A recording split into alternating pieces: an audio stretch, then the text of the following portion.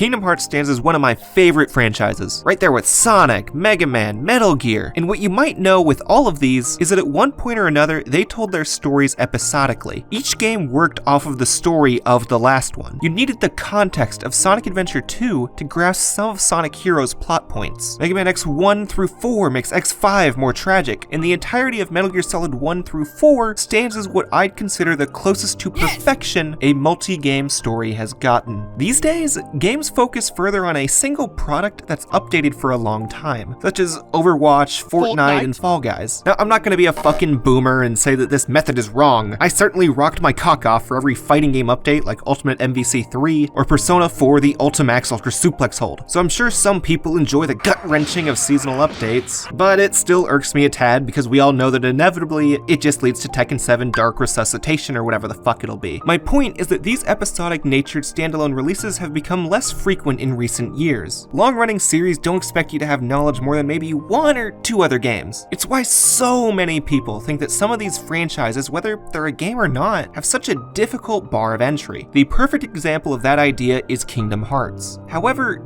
KH isn't actually that hard to understand. You just have to commit to following it through. Because if gone through in the order of release, Kingdom Hearts teaches you a new language that reinterprets what you've already known. Now, to make it simple for you guys, I want to lay down what I'm getting into here. This is going to be a multi-part series I'm doing, and by the time this video series ends, you should grasp why Kingdom Hearts' methods of telling its story stands apart from other games. You should understand that any series with chronological jumps should be gone through in release order with only a few acceptable exceptions, and how KH integrates the themes of Final Fantasy, Disney, and itself to connect a really fucking big puzzle. Now, for anyone somehow not in the know, Kingdom Hearts is a hippie propaganda series that fuses together the characters, story elements, and ideals of Final Fantasy and Disney to create a completely new world. The first game came out on PS2 in 2002 and followed a young island boy named Sora that was chosen to wield the Keyblade after he separated from his two best friends, Kairi and Riku. He then embarks on a fantasy adventure with Donald Duck and Goofy, who are searching for the King, which they make pretty fucking obvious as Mickey Mouse. Now use the mystical Keyblade to lock the keyholes of worlds based on Disney films and two inspired by Final Fantasy to stop them from being destroyed by the Heartless and the Disney villains, all the while form a friendship that can't be broken even if they fight from time to time. Now, in a twist as far as Disney and most RPGs go, it has a somber fucking ending that results in none of our heroes reuniting with who they sought out for. And in a ballsy fucking move, it ends with a teaser for the next game. Yeah, sequel baiting happens often, like with Sigma showing up at the end of Mega Man X1 or Gruntilda talking about seeing us in Banjo 3. But this is a full-on CG cutscene that for 2002 would have cost way too much to just slip in without someone in finances noticing. If they put this in, they had some confidence this series was Stacy's mom, which is even more crazy when you think about the concept itself. Mixing Final Fantasy and Disney could only have really failed or succeeded in the most spectacular of fashions. And since it did succeed, it led to two sequels before Nomura remembered that time is an abstract concept and decided to go back between, forward a little bit, really far back on the GBA, Nintendo DS, PSP, 3DS, fucking Facebook. Yeah, Square Enix realized that the series was a little hard to follow and spent about half of the 2010s putting them into collections on PS3 and PS4, which eventually culminated in the Kingdom Hearts all-in-one package consisting of the entire Dark Seeker saga, which includes Kingdom Hearts 1, Chain of Memories, Kingdom Hearts 2, 358 Days Over 2, Birth by Sleep, Coded, Dream Drop Distance, Point 2 a Fragmentary Passage, and Kingdom Hearts 3. Now also in the collection, Coded and 358 Over 2 are only represented by cutscenes, which is probably a choice to make going through the series less tedious, while maintaining the integrity of its story. Now, something not in the Dark Seeker saga in this collection is the original film Kingdom Hearts Key back cover, which pretty much retells all of the important parts of the phone game Kingdom Hearts Key. Now that may sound like a lot of work to keep track of, but remember, it's all in one game case now. Not only that, but the menus for the collections guide you in what order to play them, with the exception of 358 Over 2 coming before KH2, which I'll argue the massive problems for later on. Starting the Kingdom Hearts series is easier than ever, as long as you start here, with the first game. Go fucking figure. One of the ways Kingdom Hearts 1 makes itself accessible is by abusing that it's a crossover of two very well-known ideas. In fact, there's only 4 characters that are 100% original in it. Everyone else comes from Disney or Final Fantasy. Of course, the Final Fantasy and Mickey Mouse characters have altered backstories, but that doesn't change that we recognize them the moment we see them. Donald's a loud quack, Leon's super cool, Goofy's a goof, and Yuffie's best girl. time doesn't need to go towards telling us who they are, since Disney is the most well-known brand on Earth, and circa 2002, Final Fantasy had debatably the most clean critical slate of any gaming franchise. Kingdom Hearts saw the efficiency in recontextualizing what they already had, which gave everyone who's seen a Disney movie or played a Final Fantasy game a bit of a head start, especially given that 2/3 of your party are Donald Duck and Goofy, who you're gonna have to work pretty hard to not know of. While it's not gonna be a focus in this series, the reusing goes for gameplay as well, which follows a lot of FF staples like item and spell names, synthesis, Moogle, summons, FF9's ability system, etc. It's a simple reuse of ideas that's effective if you're an FF fan, and it helps that Final Fantasy uses pretty simple spell names in the first place. What the fuck is a Bufu? And to get the player more invested in the original parts of Kingdom Hearts, it spends the entirety of the prologue introducing us to 3 of the original characters. We have our main characters Sora, the Virgil of the game Riku, and the girl Kairi. Before then, Sora has a weird tutorial dream at the beginning with a small introduction to some black creatures we fight, but after that we really just see the 3 of them run and banter on the island like regular old friends. Selphie, Wakka, and Tidus from Final Fantasy are also here, and while their designs are changed pretty drastically, they exist more so to flesh out the island's population with characters that don't require a full introduction, giving us more time to focus on our main 3 characters. And pretty quickly, we understand the dynamic of these 3's friendship. Sora and Riku are rivals at everything, Sora and Kairi have a schoolyard crush on each other, and Riku wants to prove he can protect Kairi better than Sora, but it's not really a love triangle unless you mean kinda like this. The prologue is mostly just happy fun times between the 3, besides when this creepo shows up for 2 minutes to say absolutely nothing of importance to Sora that we just don't need to worry about. Let's go back to happy fun times. Eventually it ends with a nasty storm of darkness overtaking the island, with these black creatures from the tutorial showing back up, but this time Sora can't fight them. This wooden sword means jack fucking shit. And while this is happening, we're gonna find Riku, who's then dragged into the darkness, and he almost takes Sora with him until he's saved by this light, which is this giant fucking pipe that kinda looks like a key, thus allowing him to defeat the dark creatures. Then he finds Kairi, and she goes right through him, followed by a boss fight, and then Sora wakes up in a new place called Traverse Town, which is where stragglers go after their world is destroyed, or someone who had too much to drink last night. Now let's scroll back a bit. As I mentioned, 2/3 of our main party is Donald Duck and Goofy. So interspersed during the intro, we see a few scenes of Donald, Goofy, and a few other Disney Shorts characters learning that the king has gone missing, meaning that Donald and Goofy need to find the person with what's called the key, stay with him until they meet up with the king, and also find someone named Leon in Traverse Town to guide the start of their journey. It's kind of neat that the first mention of him here is as Leon with no picture, because we're gonna learn as Sora that Leon is actually Squall from FF8, just going by a less bitchy name. So now Leon as well as Yuffie explain a lot of the goings on in the universe, such as Heartless, the Keyblade, and other worlds to Sora, while Aerith does the same for Donald and Goofy in the next room over. That whole exposition keeps going on until some Heartless find them, and then they all have to run away, then they meet up with each other, and then our 3 heroes realize that their goals align and they stay together forever. And now with all 3 of them standing next to each other, I want to point out how fucking well Sora's designed. This is just such a clean mix of Mickey Mouse and typical Nomura FF designs. We got spiky hair, whacked proportions, Mickey's red pants, white gloves, yellow shoes, and then we also got this healthy amount of zippers, chains, and belts, but not too many, and I just think it really meshes well with Donald and Goofy's FF-inspired redesigns, which drives home that Sora is the stand-in for Mickey in this trio, but he's also an original character. And while I'm on the topic of character designs, Riku is just the perfect parallel to Sora. Slightly taller, white hair that flows downward, no sleeves, his primary colors are Sora's secondary colors, Sora's got fingerless gloves, so Riku's gloves are just all finger, and a fucking X over his chest to symbolize how his heart's closed to contrast Sora's open jacket to show how open his heart is. Holy shit, is this design great. Now with a lot of characters, gameplay terms, and locales coming from something else, we can look into what Kingdom Hearts 1 creates itself, which is a lot of terminology and new concepts, most of which were going to be introduced to us in Traverse Town by Leon, Yuffie, and Aerith. And I want to stress that they only introduce these concepts. Kingdom Hearts has an air of mystery that permeates throughout the game. Sora has no fucking clue what is going on, while Donald and Goofy know very little more. And I think the tutorial dream, Traverse Town, and even the box art prepares you for that air of mystery. You are going into this game with a lot of questions, and you are coming out with way more. What the hell was that?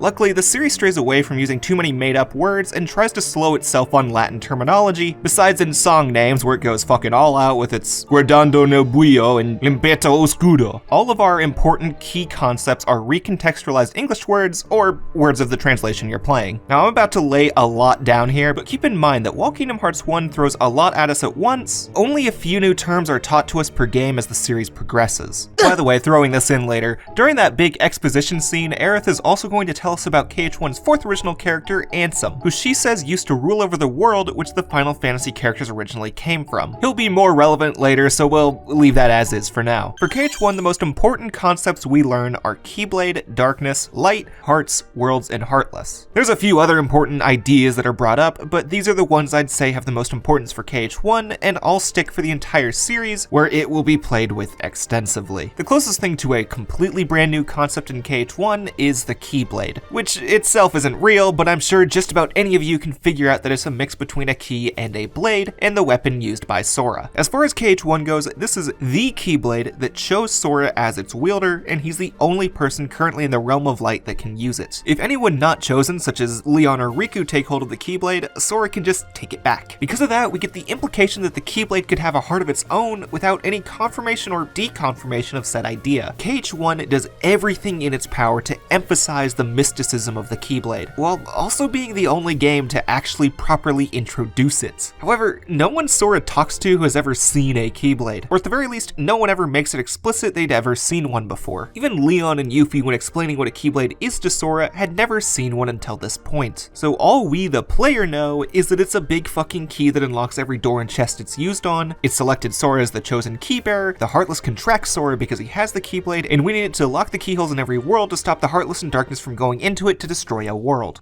Let's get into Darkness. At its core, KH1 is a very simple light versus darkness story. Sora, Donald, Goofy, and any heroes we meet are light, while Maleficent, Jafar, and any other villains we meet are darkness. It's a very simple Heroes of Light story at the moment, and the only small twist in that narrative is the implications that light needs darkness to exist, which is an idea Final Fantasy has played with since FF3. Now, there's two realms, the Realm of Light and the Realm of Darkness. Most worlds we go to exist in the Realm of Light, which mostly includes the Disney world, Sora's home, Destiny Island, and the world that the Final Fantasy gang come from. Each world on the Realm of Light exists almost completely separate from each other, with few characters aware of worlds outside of their own. Mainly the Disney villains know, and we're gonna talk about that way later on how they know that, but basically it's all because of Maleficent. Conversely, the Realm of Darkness is a completely connected realm, but the only inhabitants are the main mooks of the series, the Heartless. There's two types of Heartless in the series, Purebloods and Emblem Heartless. A Pureblood Heartless comes to fruition from a heart that's become overwhelmed with darkness, losing all sense of conscience and emotion, while an Emblem Heartless are artificially created and only exist when they steal one or more hearts from someone else. So despite being called a Heartless, they do somewhat have one or more hearts at all times, and depending on their amount of hearts, that also has something to do with their hierarchy that's never fully explained. Now, given that this is a fantasy story, the heart isn't the real scientific vessels and cardiac arrests, but the more poetic hopes, fears, and friendships. Whenever the heroes kill a Pureblood Heartless, they send them back to the Realm of Darkness where they came from, while killing an Emblem Heartless returns the extra hearts to their rightful bodies. Now, in the canon of the story, the name Heartless comes from a misunderstanding that Ansem had about the creatures when he initially thought that they had no hearts at all. He later realized a slight error, but the name stayed after that and for the remainder of the series. Personally, I also look at the name a little differently. Instead of a heartless being, someone without a heart, they're a weaker heart, a heart of lesser strength. Like a less heart, but that doesn't sound as well as heartless. Now, hearts are something that everyone has, whether they're a person or a Heartless. The only question is whether that heart belongs to light or darkness. During KH1, Sora and Riku show the opposite sides of the spectrum. Their story has them both separated from each other and leaving their island like they dreamed during the intro of the game. Riku ends up alone on this mysterious world which is overrun by Maleficent in the darkness, who takes advantage of his weakness, while Sora ends up at Traverse Town where he meets Donald, Goofy, and the Final Fantasy gang, who all guide him on how his journey should go. Even before this point, Riku's more overwhelmed with what's seen as negative emotions like jealousy and pride when compared to Sora, who's a lazy bum. You're stupid! Each world plays into a different theme of hearts. I know most people talking about Kingdom Hearts will say that the Disney portions are just Donald, Goofy, and some anime boy going through the story of a Disney film, but that's actually a grave simplification. While it is true that much of the real plot stuff happens in the original worlds, KH1 gives a good amount of its lore and world building in the Disney worlds. Of the 9 Disney worlds in KH1, only Agrabah actually follows parts of Aladdin, while Monstro and Wonderland take heavy inspiration from a single scene of their respective films. Most of the stories in each are original or at the least repurposed to have something to do with hearts. themes. For example, Wonderland toys with the idea of a person who becomes protective of their heart because of their darkness. Tarzan and Agrabah show men that are willing to give in to the darkness for their desires. Monster and Halloween Town explore what constitutes a genuine heart. And Neverland doesn't count for this list because it's mainly to kick off the game's final act by re-injecting Kyrie into the story. Pretty much all of them also have an underlying message of friendship pulling you through to the end, like the relationship between Aladdin and Genie, Pinocchio and Jiminy, Jack and Sally, or Sora, Donald and Goofy's relationship at the Tarzan world. I know so many people who like to say that the Disney parts in KH games are unimportant, but most of the entries actually try their best to flesh out the message of each individual game, and in KH1's case, open us up to the idea of what this universe's heart feels like. Now, hearts are going to be played with a lot as we go on, so let's put those away for a second, while we get into the worlds, because that's another concept that's only properly introduced in KH1. As mentioned before, Kingdom Hearts has the realm of light and the realm of darkness. What's interesting about worlds in the realm of light, and the realm in between, which you can probably figure out what that's about, is that you get to them in a spaceship to find something with a planet-like shape.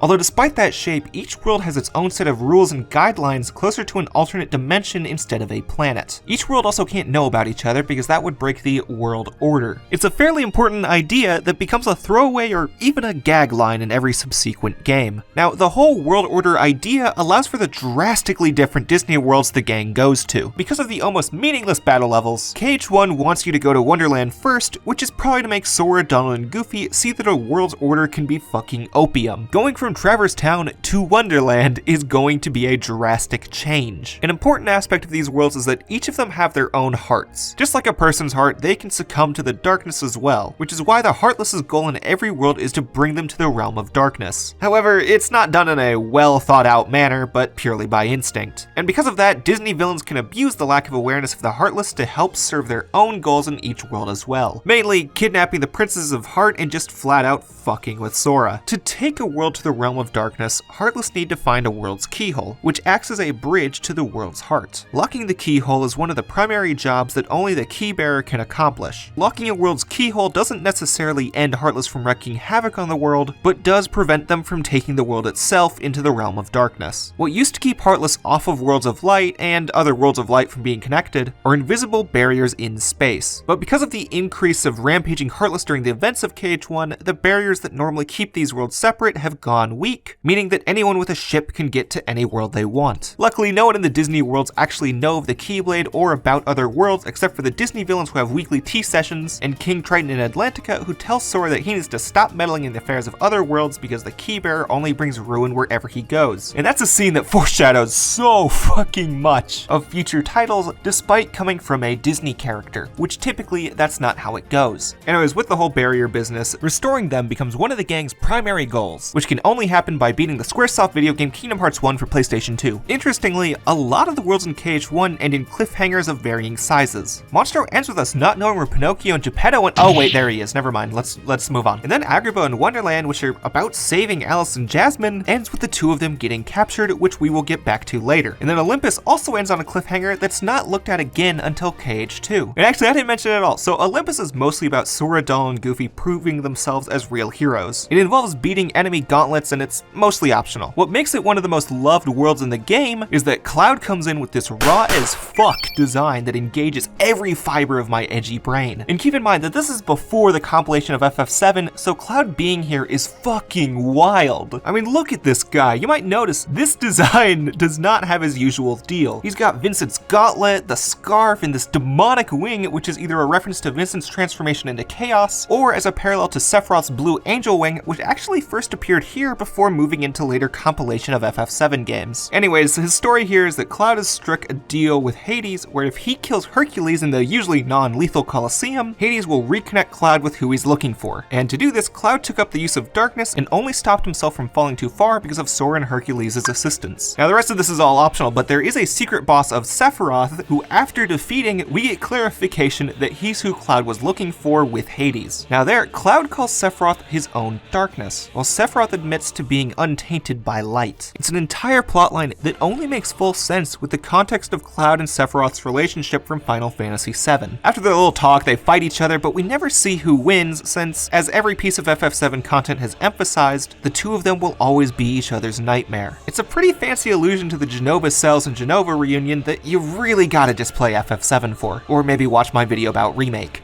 Back to Jasmine and Alice, they're actually 2 of the 7 princesses of heart that Maleficent and her gang are looking for. These 7 girls possess hearts completely devoid of darkness and are the key to opening what Jafar refers to at the mid-game as the door. The 7 of them were taken by Maleficent to the world known as Hollow Bastion, which Leon, Cloud, and the rest of the Final Fantasy characters came from and Riku's journey started at. As I said earlier, Riku and Sora have been going down completely different paths during the story, but their one shared goal is to reunite themselves with each other and Kairi. Their differences converge first after finishing the initial set of Disney worlds when Riku learns of Sora's new role as the Keybearer and how he's been chilling with Donald and Goofy this whole time, which Maleficent uses to swag the Jelly Nelly into thinking that Sora's abandoned him to have a Keyblade and brand new friends. They meet up 2 more times at Monstro and Neverland, which for all intents and purposes are Sora and Riku worlds with a Disney paint job on them. At Monstro, Riku fucks with Sora because he misses him and wants to learn why Pinocchio has a heart. As you might recall from the movie, Pinocchio is a regular puppet, which should be an empty body, you know, nobody. But he has a heart within him, and Riku says he needs to find out how he gained one so he can help Kairi. Jump to Neverland, and here's Riku again, who has Kairi's body and is just showing it off purely to fuck with Sora. Riku kinda scurries off, and then Captain Hook tells us after we beat the shit out of him that Riku and Maleficent fled to Hollow Bastion, which not even he dares go to. Now, Hollow Bastion is a world that's more inspired by Final Fantasy than Disney. It is pretty original, don't get me wrong, but boy is this not Disney. It's somewhat of an inverse of Traverse Town, since that world has a closer look to a low-tech town like Narshe or Calm, while Hollow Bastion resembles one of the more technologically advanced locations like Esther City or Bevella. However, HB has become infested with an unsurmountable degree of darkness and heartless, so it's a bit of a fucking wreck. And in that wreck, we find Riku fighting Beast, who's come to Hollow Bastion to save Belle by sheer fucking willpower. Like, by the rules of KH1 and every subsequent game, Beast should not be here. He's just too fucking angry to follow physics. Anyways, when Sora meets up with Riku, he makes a really big reveal that the Keyblade didn't actually choose Sora, but instead only picked him as the delivery boy to bring it to Riku. You see, once Riku fell into darkness on Destiny Islands, it just went to Sora next, cause he's the guy that was there. I guess it has some kind of location rule to it. But anyways, in Riku's infinite wisdom, he tells us how there can't be 2 Keyblade Masters.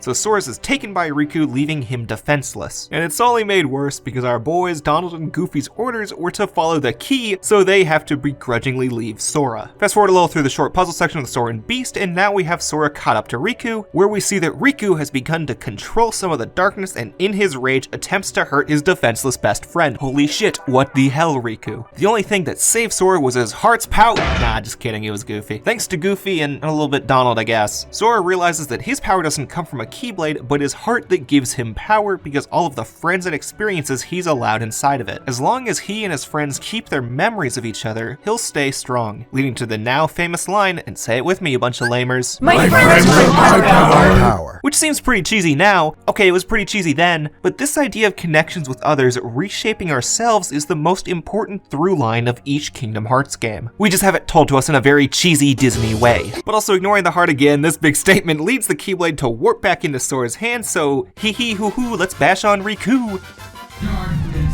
Who after the fight runs off, and then he talks to that shadowy figure we saw in the tutorial fucking forever ago, who convinces him to give in completely to darkness. And later on, after our first fight with Maleficent, the now double-voiced Riku appears with, despite what he said impossible, there can't be 2 Keyblade Masters. A second Keyblade. Whoa, holy shit. However, this one's not a traditional Keyblade. This was created by the hearts of the 6 princesses of heart they already have, and it has the capability of unlocking a person's heart, unleashing all of one's darkness instantly, which he used to turn Maleficent into a really hard dragon form, and boy did I not set myself up right for this run. Now, the Keyblade itself, I actually really hate the design in most aspects, but I do really like the teeth on it because it has this unfinished heart shape, which is to represent that there's still one more Princess of Heart missing from it. Because whoa, who could be our 7th? And oh boy, it turns out it's Kairi. The reason she's asleep is because her heart's been inside of Sora the whole time. Kairi's inside me? Hey yo, what the fuck? And since Riku shouldn't be that smart and also has that weird, creepy, spooky voice, don't you see yet? The princess's heart is responding. He puts together that this isn't Riku, and we learn that Riku's body has been taken over by Ansem, the Seeker of Darkness. If you recall from way earlier, Aerith claimed him as a great ruler and researcher of Hollow Bastion. Yeah, turns out he's actually like totally really evil. So Ansem was mentioned near the beginning of the game and goes almost unmentioned during the middle, except for a few secret reports he has lying around that explain his research. And it also turns out he was this ghastly feature we briefly saw at the start and has been living rent-free in Riku's head like the way A2 lives in mine. Anyways, Ansem had actually been secretly leading Maleficent onto the plan to find the Princess of Heart, since the 7 of them are required to create the final keyhole on Hollow Bastion to act as a door to darkness. Once Sora and Riku Ansem fight, which is actually probably the toughest mandatory battle in KH1, Sora realizes he can't lock the keyhole because it's not technically finished, because all the Princesses of Heart are needed to create it.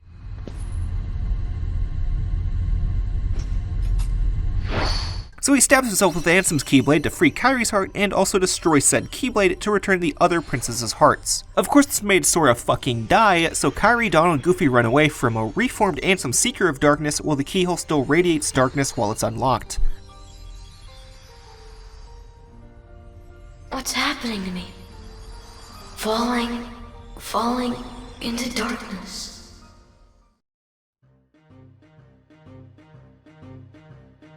Anyways, now that our main character's dead, we move into playing as a completely irrelevant Heartless we have never seen before and start traversing to the bottom of Hollow Bastion. Getting down there doesn't take too long, and we eventually catch up to Donald, Goofy, and Kairi, who realizes that it's actually Sora's Heartless. Kairi hugs him, which turns him back to normal, rendering that whole 4-ish minute section completely fucking pointless. Since the 4 of them are back together, they run back to Traverse Town to reconvene and get Kairi's keychain, the Oathkeeper, before coming back to Hollow Bastion again to seal the keyhole and get Riku's keychain, the Oblivion. Sealing that keyhole allows the Final Fantasy characters to finally return to Hollow Bastion for the first time in 9 years. They tell us that if we defeat Ansem, we'll return the barriers between worlds and restore all of the worlds devoured by the Heartless, including Sora's Island. But there's a bit of a caveat that also requires disconnecting the worlds again, so they do give a pretty sad goodbye here. However, Aerith gives us a fun little world building thing no one I ever talk to brings up. So I briefly mentioned that you find some of Ansem's reports throughout the game, and at this point you could potentially have 5 of them, all of which tell a positive story of Ansem that reinforces that he's a good man. But if we go to the library, Aerith gives us 4 new reports that show just how fucked up his research was the whole time, including human tests and some freaky deaky shit going down in his basement.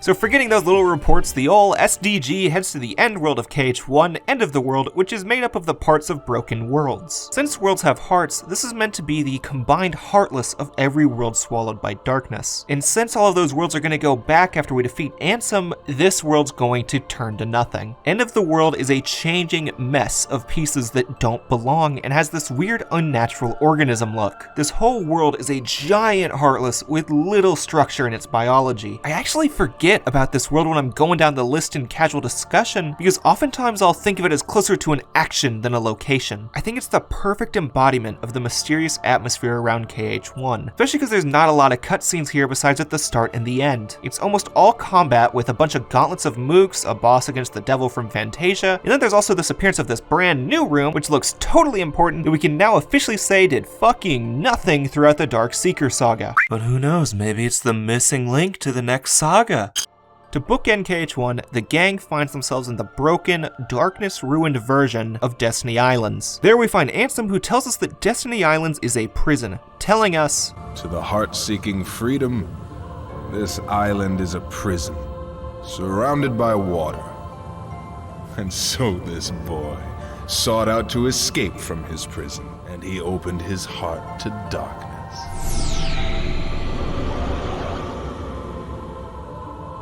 Riku! Don't bother. Your voice can no longer reach him where he is.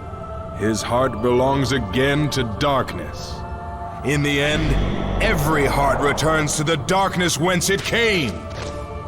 You see, darkness is the heart's true essence. That's not true! Damn, Sora, you sure do know a lot about them hearts, don't you, buddy? It's almost like you had a whole fucking adventure about it. Sora claims that no matter how dark it gets, there's always going to be a small bit of light, thus beginning the final battle between the strongest being of darkness and 3 boys taking turns holding their brain cell. It's one of my favorite final boss gauntlets in any game, but we gotta skip on past this first part because I'm losing topic pretty wildly here. And now before his final phase, we fight next to the true door to darkness, which once opened will reveal the heart of all worlds, Kingdom Hearts, which holds not even the slightest glimmer of light, according to Ansem. So then really cool final phase, totally badass boss design, and after the battle, Ansem tells us that no matter what we do, the Keyblade alone cannot seal the door to darkness, prompting Ansem to reach to the door and nicely requesting that Kingdom Hearts fill him with the power of darkness. But then Sora go, Kingdom Hearts is light.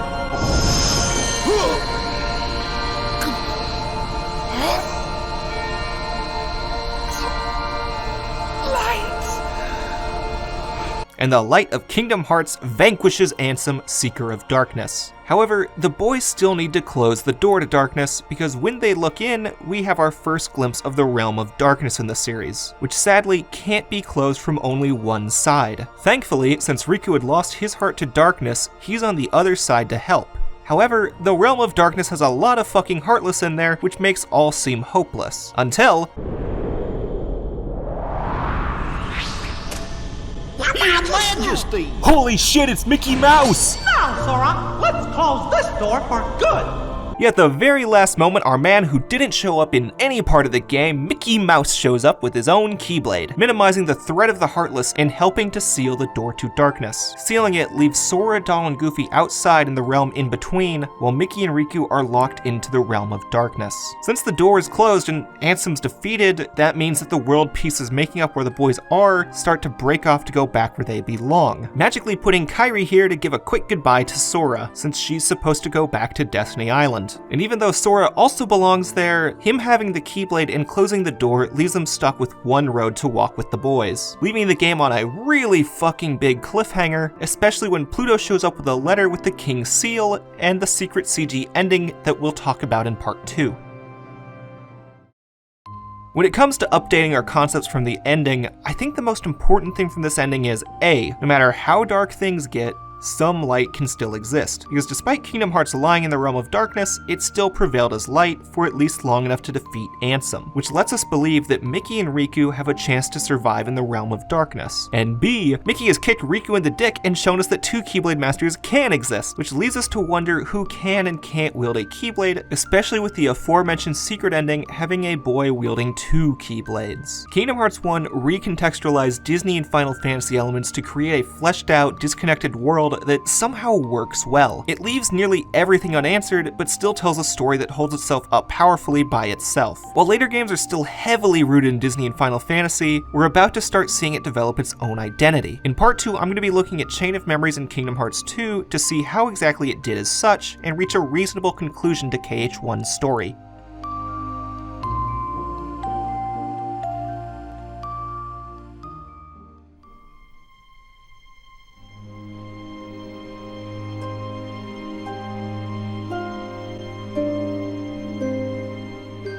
The wait for Kingdom Hearts 2 felt like one of the longest for any video game. KH2 and Final Fantasy XII is what I'd consider the start of when Square Enix began having notoriously long wait times between entries in their series. It was nearly 4 years between Kingdom Hearts 1's release and Kingdom Hearts 2's release in North America. I know that might not sound like a lot by today's standards, but keep in mind that the release dates between Final Fantasy VII and X are only a little over 4 years. In fact, the 6th generation of consoles was when we started to experience the long wait between entries in ambitious franchises. Not everything took forever. I mean, Sonic could still have a mainline entry every 2 years maximum with many spin-offs in the middle, and oh shit, there's a big old buzzword we're gonna have in this video that we'll get to pretty soon. During those 4 years, Kingdom Hearts 2 became one of the earliest games I got hyped for and bought at release. And it was a hype well worth it. Turning Kingdom Hearts 2 on for the first time was magical. Seeing Square Enix rather than Soft, a brand new rendition of Dearly Beloved, Sora's new black outfit, and he upgraded to some ice cream instead of a fucking fishbone, I was about to reunite with the magic of Kingdom Hearts 1 without knowing that this was fixing to be one of the fullest RPGs, hack and slash, and general stories to ever come from the medium. While that may sound like a bold statement, I am fully committed to that, and you'll have a hard time changing my mind. I played KH2 when I was pretty young, and I feel the need to make my biases clear, especially because A, I think bias transparency is always important in any kind of writing, and B, I'm about to get critical for a bit, and I don't mean in the difficulty I picked. 4 years is a long time, so KH2's intro CG nicely recaps most of the important parts of KH1 in a very JoJo OP-esque way, where if you played it,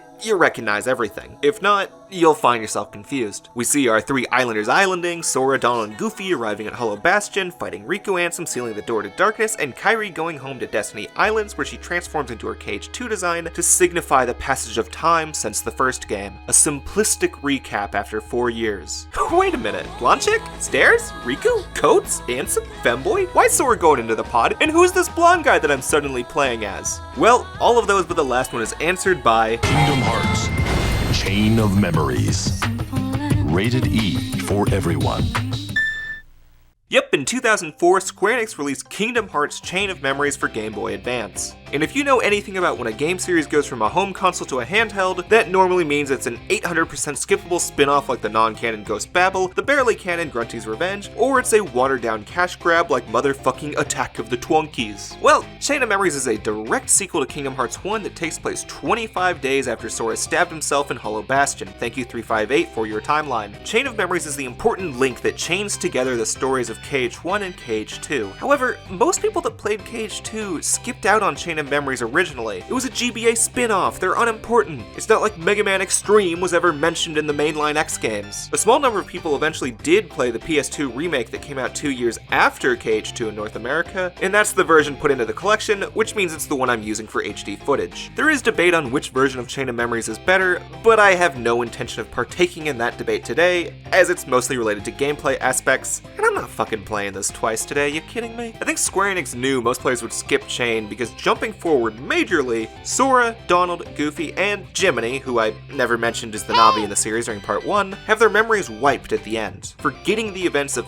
everything that happened in this game. Because of that, Chain of Memories is not an important story for the four of them, but is for the player and all the other major actors like Riku, Mickey, and a few of our 8 spanking new characters. Yeah, remember how last time I mentioned that Cage 1 only had 4 characters? Well, the stupid GBA game tripled that number. But as a bridging entry to Cage 2, Chain doesn't aim to answer who any of these new players are, aside from their baseline character archetypes, unless the answer comes in the form of a question. There's a lot of those this time. Those would be the Sault Ste. Marie. Getting to the basic premise of Calm, the gang follows a stranger in a black cloak into a place called Castle Oblivion, where they're told that they will remember old memories long forgotten and lose ones they had, which gameplay-wise is immediately used to put our characters back to level 1. Since Calm was designed for the GBA, they couldn't really replicate the PS2 gameplay, and the battle system relies entirely on cards for every single attack, and thank God this retrospective is focusing on story because this shit is intricate and we'd be here a while. The GBA limitations and card system shape some of the story as well. Cards are how Sora gains access into all of the worlds from Kingdom Hearts 1 in the form of their memories of those events. Although Deep Jungle is missing because of rights issues, and there's one new world that comes from the memories locked in the other side of Sora's heart. The rules are a little loose in the returning locales because sometimes the gang remembers the last visits, while other times they act like it's a new location. Memories are fucked and there's no rules to it. And I know last part I mentioned how some of the entries try to tie each Disney world into its overall message, which in Chain of Memories is about how our actions and emotions are shaped by our memories. So basically the Disney worlds take the Cage 1 story and replace some of the old nouns with memories and then cut out half of the story. Cloud is looking for memories instead of Sephiroth, Dr. Finkelstein is trying to create some memory doodad instead of a heart, and I kinda zoned out for most of the rest. I honestly plan on defending this during part 1, but it's actually thrown together pretty shoddily and not worth focusing on. Because of all the returning Disney worlds, Castle Oblivion has 13 floors, and only 2, debatably 4, are actually important for Sora's story. Everything of real importance occurs between floors. See, Chain of Memory structure goes like this: see important cutscene, play world, see new important cutscene with a boss fight, repeat. The higher you go, Sora begins remembering about his old friend Naminé, becoming obsessed with her, while also forgetting about Kairi. Over the course of the adventure, Sora fights 4 people in black hoodies that offhandedly mention that they're nobodies in some kind of organization. We have Vexen the scientist, Larxene the bitch, Marluxia the long-haired final boss, and Axel the sketchy cool bro popular character. Each of the 4 have their own goals that don't fully align with each other. Larxene and Marluxia's aim is to overthrow the organization by wrecking Sora's memories enough to turn him into their slave. They accomplish this not by the castle itself as introduced, but a special power that Namine possesses. See, they don't hide this too much, but Sora never really knew Namine. She's a self-described witch who can alter people's memories to her or her captor's wishes. What she's doing is essentially replacing all memories of Kairi with herself. Since Sora doesn't know that, he vows that he's going to save her no matter what, even after she reveals his memories are fake. All stories since 2001 are secretly SA2 ripoffs, and you can't prove otherwise. Still me.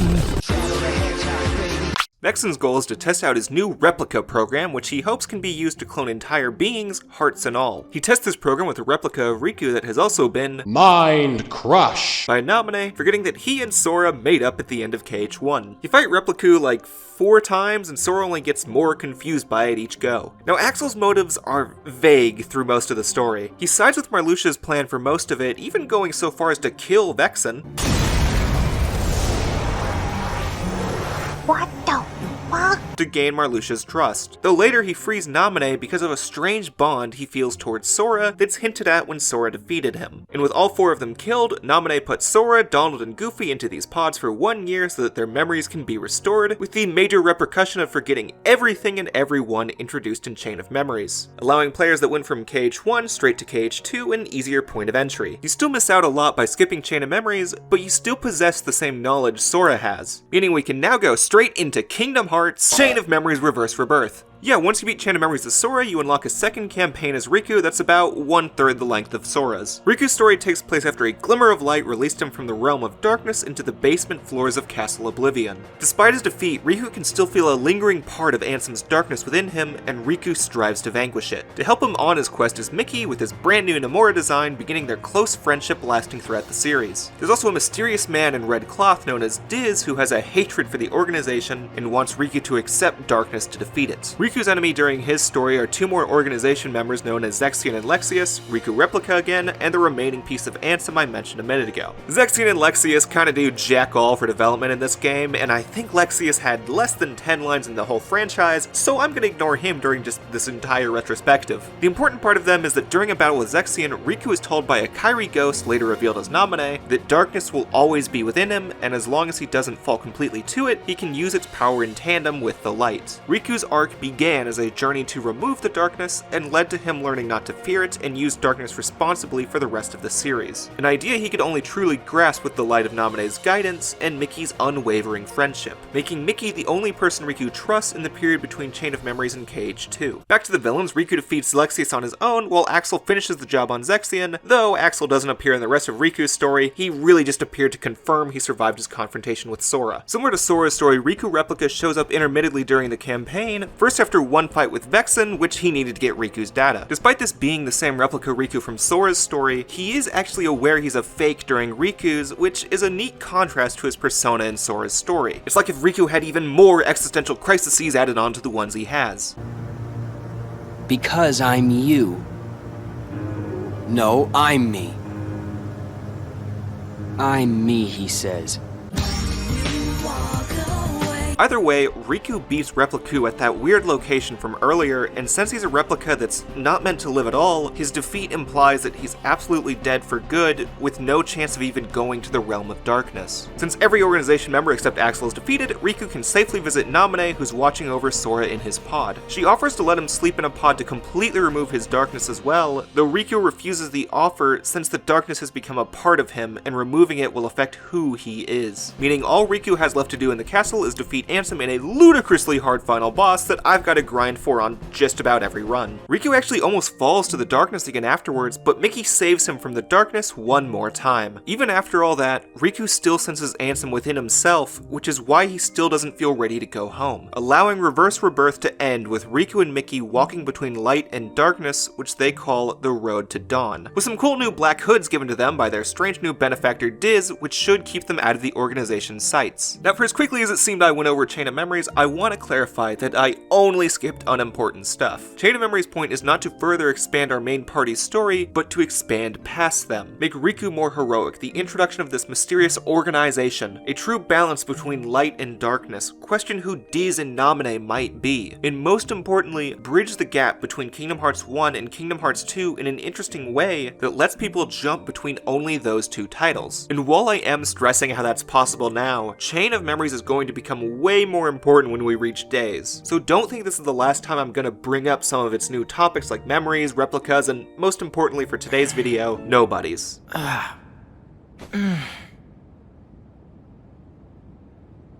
Another dream about him.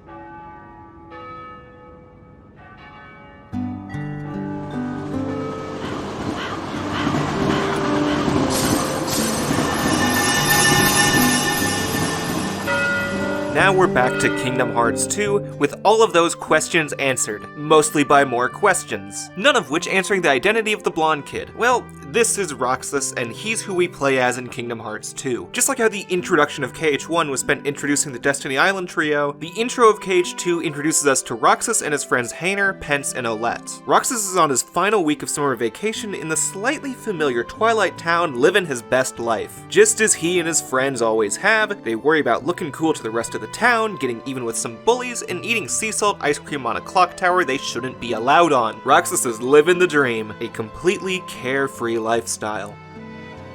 Restoration at 12%.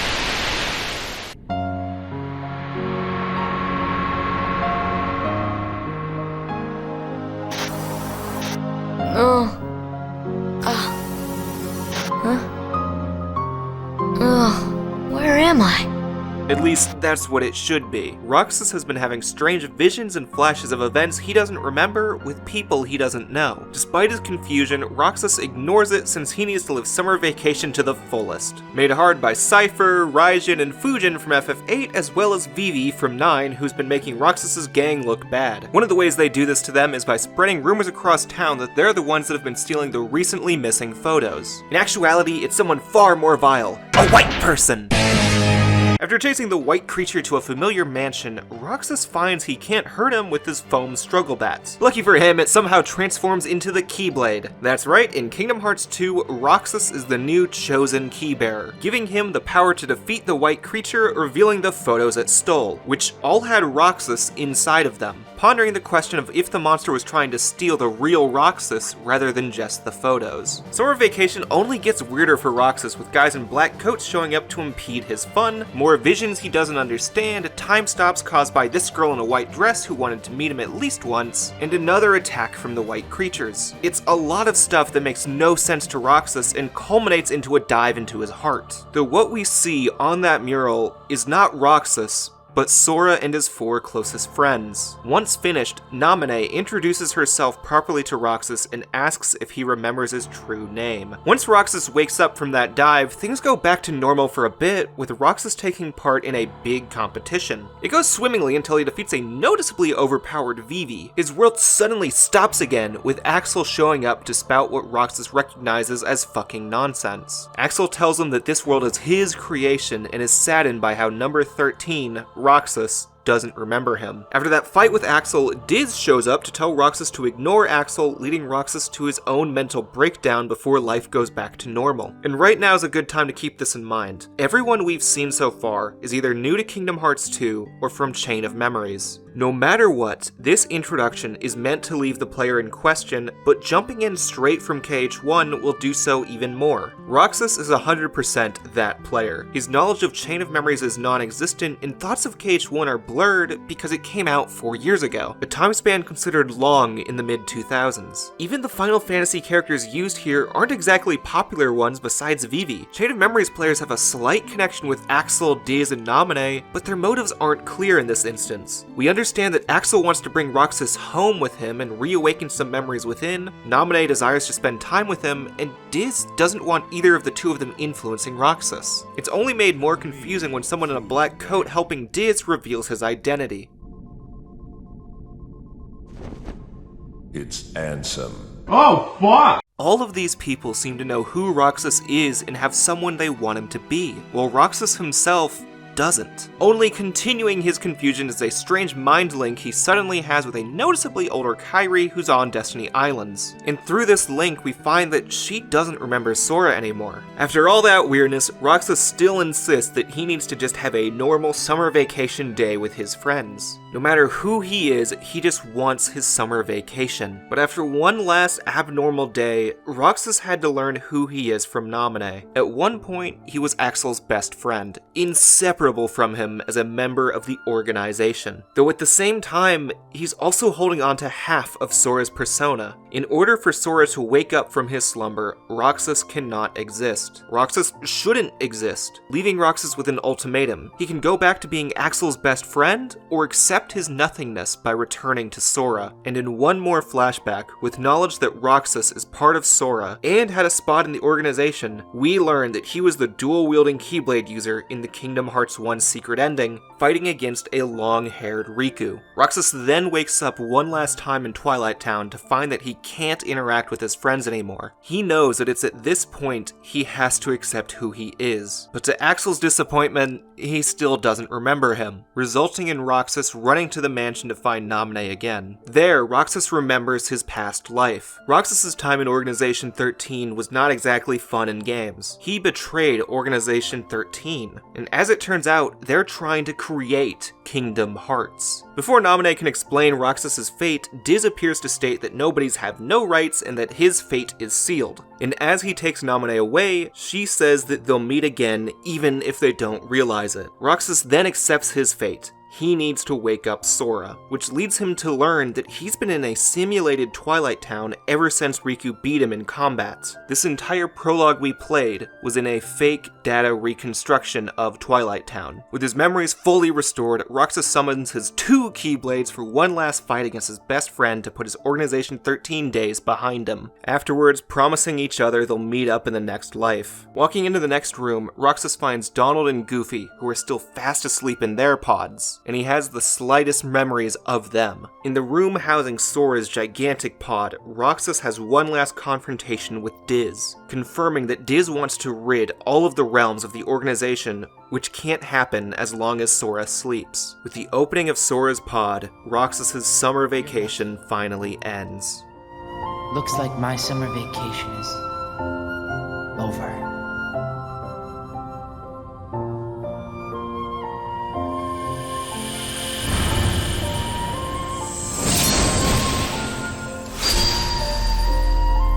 Finally beginning Kingdom Hearts 2. This is one of the most controversial prologues of all time, mainly from its length. I've played Kingdom Hearts 2 countless times and know the strats to get through the prologue quickly. It still took me 2 hours without skipping any cutscenes, and I can fully understand why some people are turned off by it. It's a story of accepting your past, your actions, and your identity, so you can use those to shape your future actions. Roxas comes to terms with himself so he can finally move on. We don't even play as Roxas for a tenth of the experience, but as we'll see, it shapes the entire narrative going forward. It's one of the greatest prologues I've ever played through, and I wouldn't change it. This summer vacation was meant to raise questions, solve mysteries, and produce a tone for Kingdom Hearts 2. But just like a real summer vacation, memories of it blur away as our 3 party members have no clue about the events that transpired, with any of Roxas's existence fallen deep into Sora's heart, as he's found and accepted who he is.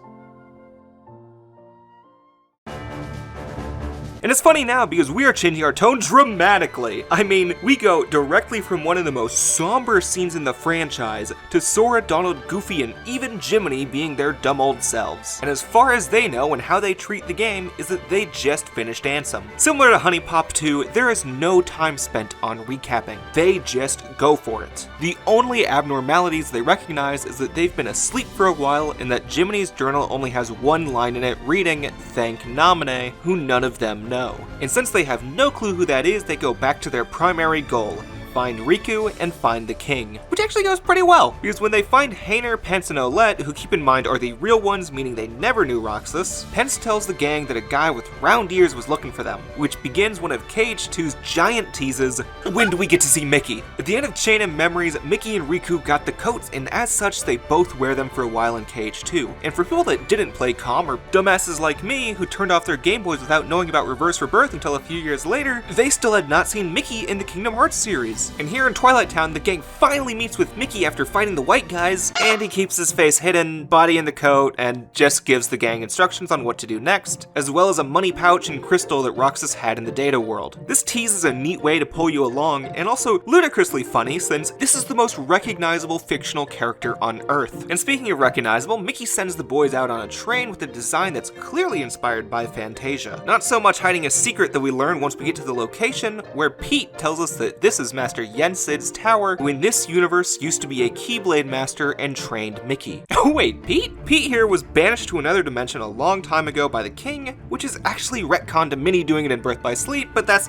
we'll get to that in part 3. Maleficent broke him out of that place, leading to Pete swearing loyalty to her and any of her causes. Pete, however, doesn't realize that Maleficent died in Cage 1, so he's kinda sending Heartless around all willy-nilly. He doesn't have to do that too long though, because Maleficent is revealed to have come back to life in a way not explained until Union Cross, so we're just ignoring that in this retrospective, maybe someday. And now the two of them and the Heartless will act as one of the enemies the gang encounters. And notice there, just one of the enemies. Once we reach the top of the tower, Yensid explains that Sora's quest is far grander than just finding Riku and the king. Of course we, the player, know that because Diz, Chain of Memories, Axel, and just literally everything else. But Sora is still out of the loop, so we have two different factions to face. The first being the returning Heartless, led by Pete, Maleficent, and a few Disney villains. Yensid clarifies that the gang's achievements in KH1 did slow the spread of Heartless significantly, but because of the Heartless's origin of the darkness within hearts, the only way to rid them forever would be to rid all hearts of darkness,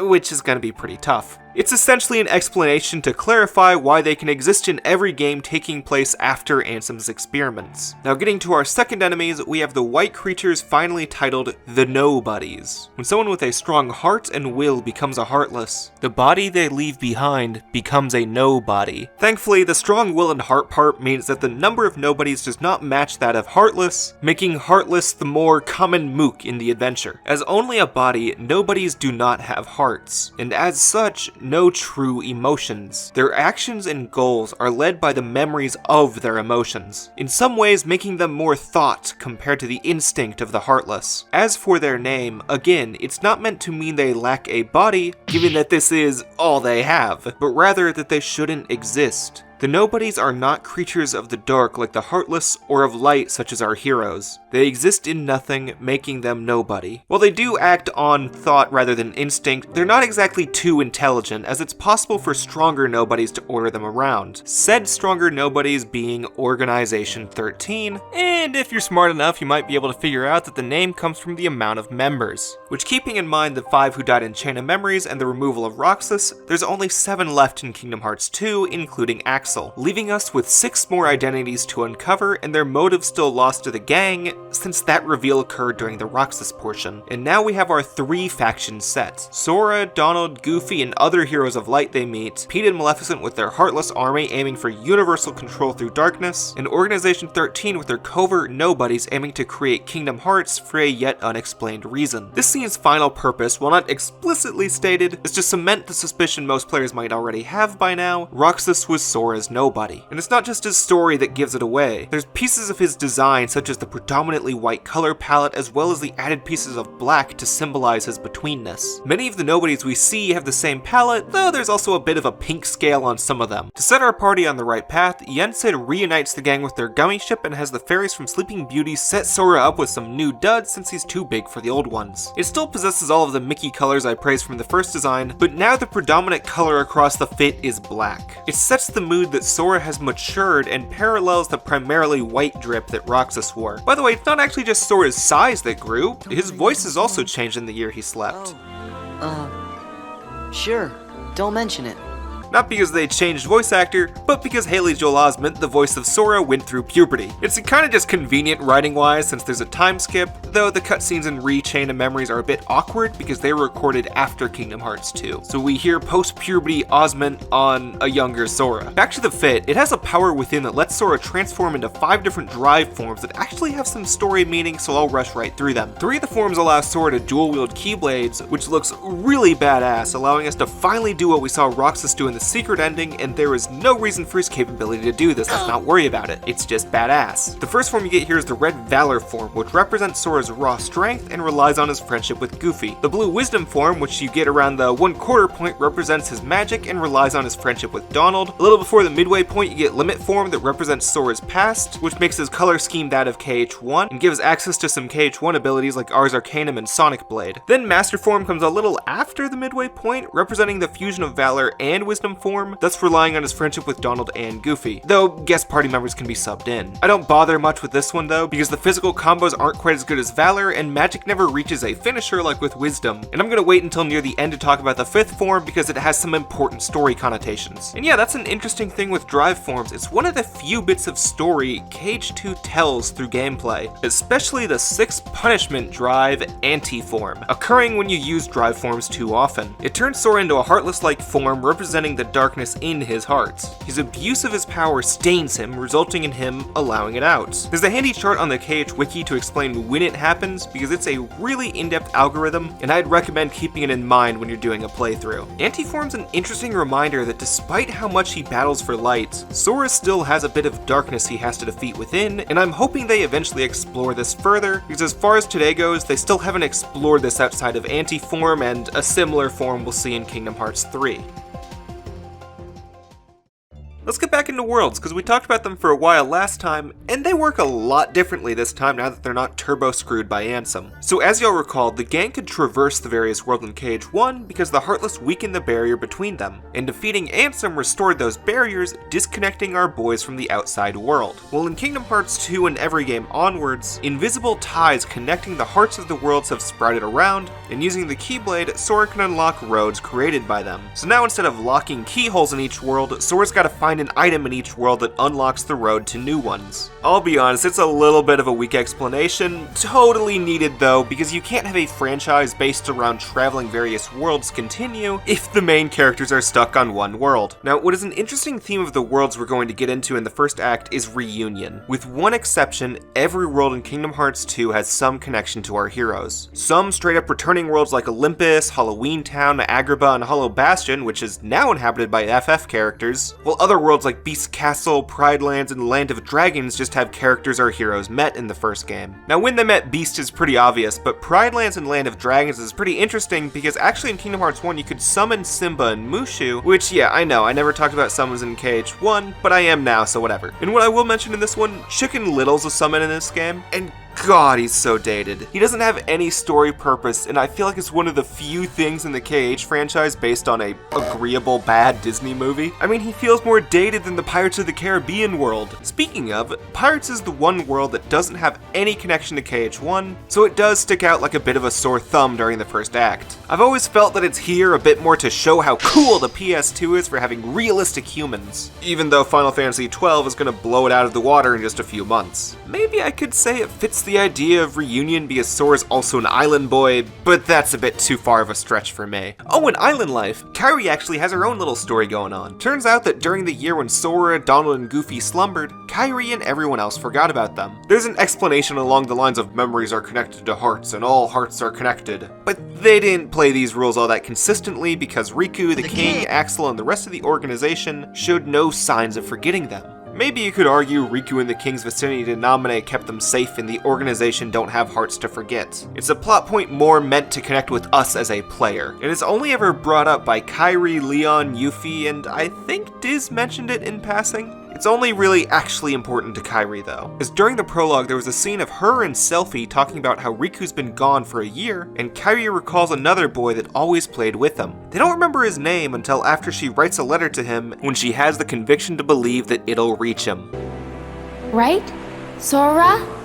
Kairi is then unmentioned for the next 7 hours since Sora assumes she's Gucci on the islands while his boyfriend is not. And well, Sora, you know what they say about assuming, it makes an ass of you and not me, cause guess what, Kairi ends up leaving the island with Pluto, ending up at Twilight Town during a period of the game the gang isn't capable of going back there. There she meets up with Hayner, Pence, and Olette, bonding over knowing Sora a bit, then ultimately getting kidnapped by Axel a little bit before Sora can get there, putting her as just a damsel in distress again for most of the rest of the game. Disappointing because they built her up a bit here, but it is is still Disney and Final Fantasy, Princess need a savin'. Alright, back to our main party. Despite the first impressions, Twilight Town isn't our base of operations in KH2. Rather, Hollow Bastion from the end of KH1 fills that role. HB is nothing like it used to be. The area we explored in KH1 was just the castle of Hollow Bastion, as the rest of the world was too overwhelmed by darkness to explore. Hence that miasma we saw at the bottom. With the threat of darkness minimized, the FF gang has set up a restoration committee to fix their home like they set out to do at the end of the first title. We come back to Hollow Bastion a lot throughout the journey, and unlike Traverse Town, it's an important location to the villains, as it's where Ansem conducted his research. Which is why our first visit is when the 6 remaining organization members show themselves. Completely hooded though, so not really to Sora. Only one guy claiming to be not just any old dude. Compare Sora to, presumably, Roxas. We as the players get the reason, but Sora is just confused because only one me. You're an idiot.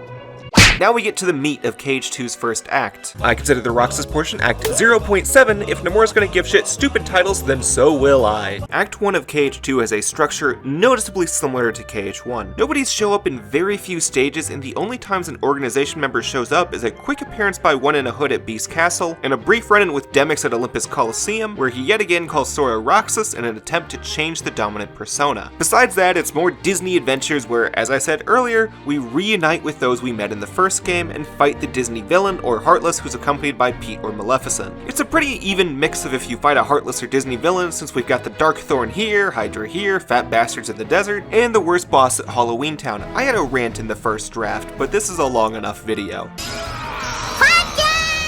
A more striking world we go to is Disney Castle and Timeless River. The reunion here focuses more on Donald and Goofy, who in the eyes of some people in-universe are just as important as Sora. That's why whenever they see the 3, they say, Sora, Donald, Goofy. Sora, Donald, and Goofy. Sora, Donald, and Goofy. Sora, Donald, Goofy. Sora, Donald, Goofy! Okay, I'm gonna stop the compilation here because I put them all together and it was like 2 minutes. We, the player, are playing as Sora and see things mostly from him, which shapes our perception, even if we do know more than him this time. As well, each of the rooms in Disney Castle actually have the same layout as from the cutscenes in KH1, allowing us to see the full room designs while interacting with Minnie and Daisy. The reason you come here is because Disney Castle has what's called the Cornerstone of Light within it. This protects Disney Castle from any form of darkness, which is why it's going to be just a mini-game world in Birth by Sleep. And thanks to the magic of time travel, Pete and Maleficent can sneak some dark thorns around the cornerstone by going back to a period of time before the castle existed. Let's not think too long about how time travel works. Why this happens is just so the KH team could put in a fun world based on the black and white Mickey cartoons with a nicer Pete fighting the big bad mean present Pete, because remember, Mickey was kind of a fucking dick in the black and white cartoons.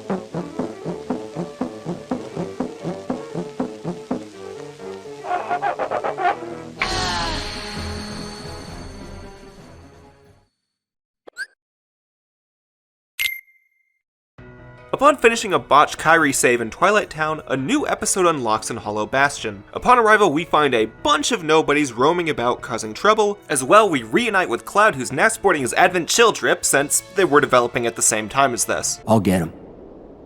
This time, we settle it. Me and the one who embodies all the darkness in me. Cloud does some emo vague tweeting and later clarifies he means he's planning to find Sephiroth. Cloud is seemingly part of the restoration committee as well, or at the very least he's actually interacting with the FF gang. Speaking of that gang, Sid tells the party that Leon found the computer that Ansem used and it may have information about the organization, nobodies, and the realm of darkness, where they believe Riku, Kairi, and the king are. On their way to meet up with Leon, the gang runs into the Gullwings. Okay, so 10.2 was pretty recent when KH2 started development, and 10 as a whole has some interesting representation in Kingdom Hearts so far. Wakka and Tidus were pretty far from their original characters, and Auron's not too off, but is only in Olympus. And then, boy, we got these Gullwings, and that's an interesting take. Yuna, Pain, and Riku have close personalities to their 10.2 depictions, with a bit more mischievous antics added in. And then their bodies are these small fairy versions of their 10.2 designs. While I haven't played much of Final Fantasy X, I've put a good chunk of hours into 10.2 when I was younger, and I would have liked to see all of them, especially Pain, have more representation. Like, I figure Yuna's hard to do right when they already threw Tidus as an island boy, and funny thing with Riku, originally the role Yuffie had in KH1 was attributed to her. Then the team realized that maybe maybe having a character named Riku and Riku playing major roles would be confusing, so they swapped Yuffie into that role instead. I totally get why the three ended up with a subdued role, just a little awkward. Anyways, they want to know what Leon's gang is up to since they work for Maleficent, and after Sora just tells it to them, they just leave.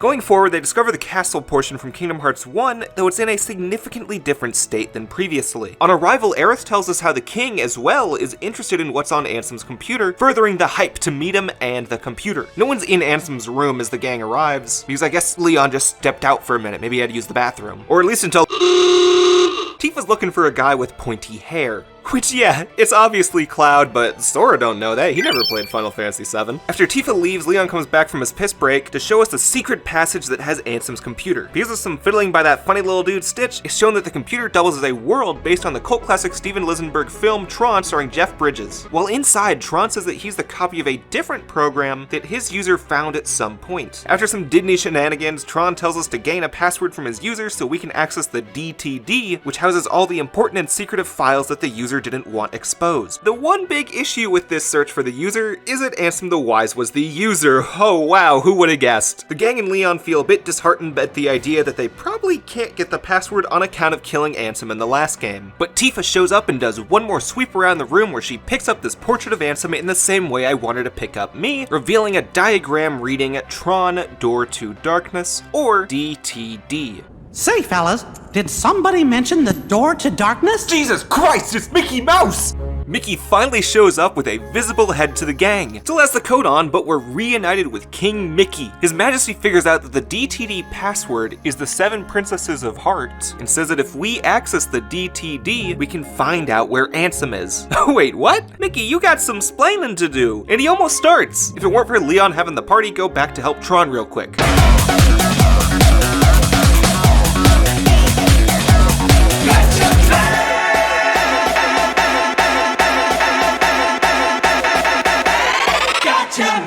Now the boys check the computer to find no information about Kairi, nobody's, or the organization.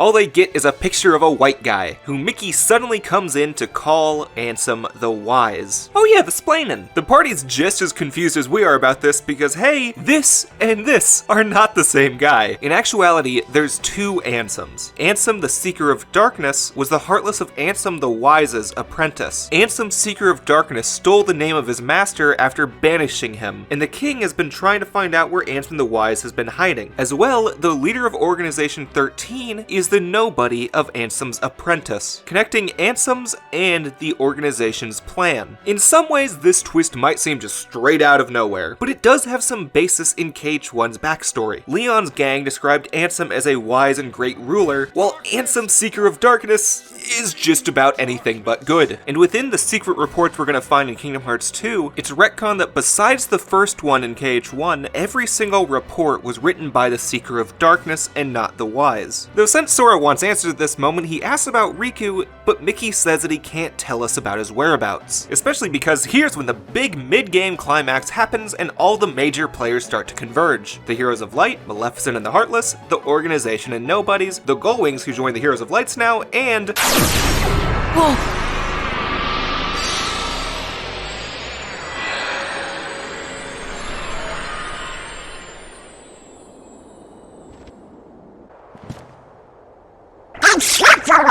Sephiroth just says he's looking for Cloud and repeats some stuff I said in part 1 about being his darkness and all that, which also leads into one of my favorite parts of the entire series. All of the Final Fantasy characters, and Stitch, work at fighting this gargantuan amount of Heartless. Just straight up, it is badass. Especially when we get to see Cloud and Leon interacting together. Think you can handle this many?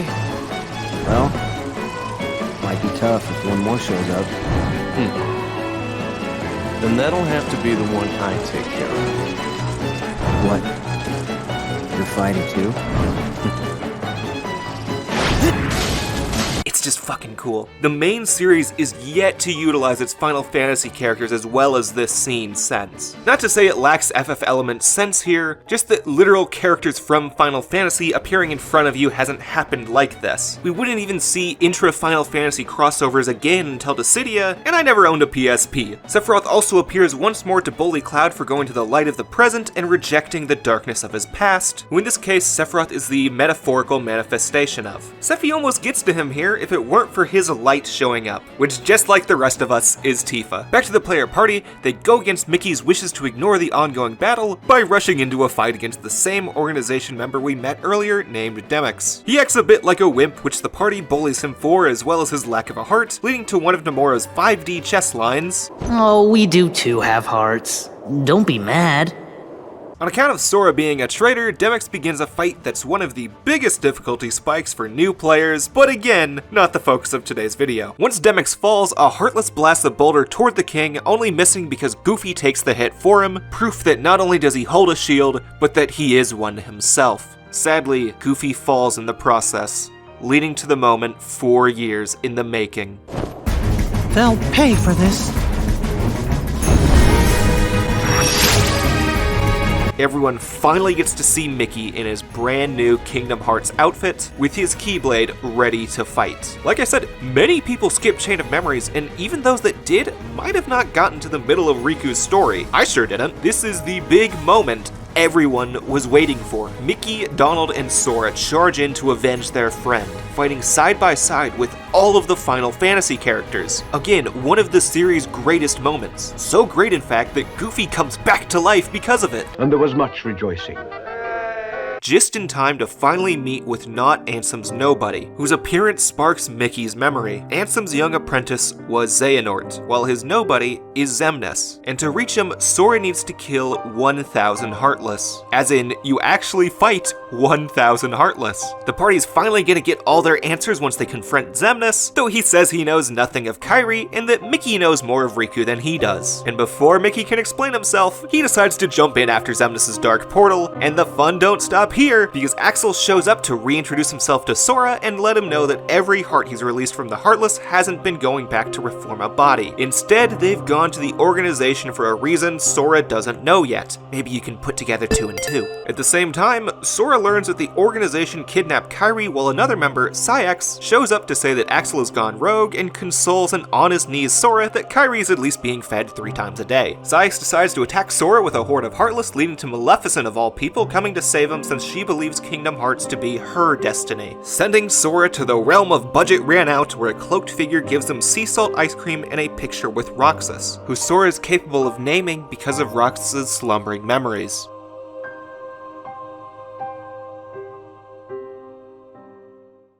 Act 2 continues our previous missions through revisits to the various worlds. While the first visit focused on reunion, the second have more focus often on self-discovery, which you can see pretty quickly with the movies picked. Mulan finds her place as a Chinese warrior, Jack as the spirit of Halloween, Iago as not a dick. Fuck! Act 1 was Sora reuniting with the world, while Act 2 is a parallel to Roxas' story of finding himself as an organization member and a piece of Sora. Just as Roxas ran from his fate during summer vacation, many of the Disney characters have their own summer vacations they run for. Simba hangs out with Timon and Pumbers, Jack robes himself in the garments of Christmas, and Hercules undergoes a big ol' depression episode when he assumes Olympus is done with him. And I should be clear, it's not exactly a clean Act 1 is reunion and Act 2 self-discovery type deal. Mulan's done with her story of self-discovery after Visit 1, but most of the worlds don't reach their conclusions during the first act, such as Hercules, who is just in a horrible depression when we leave the first time.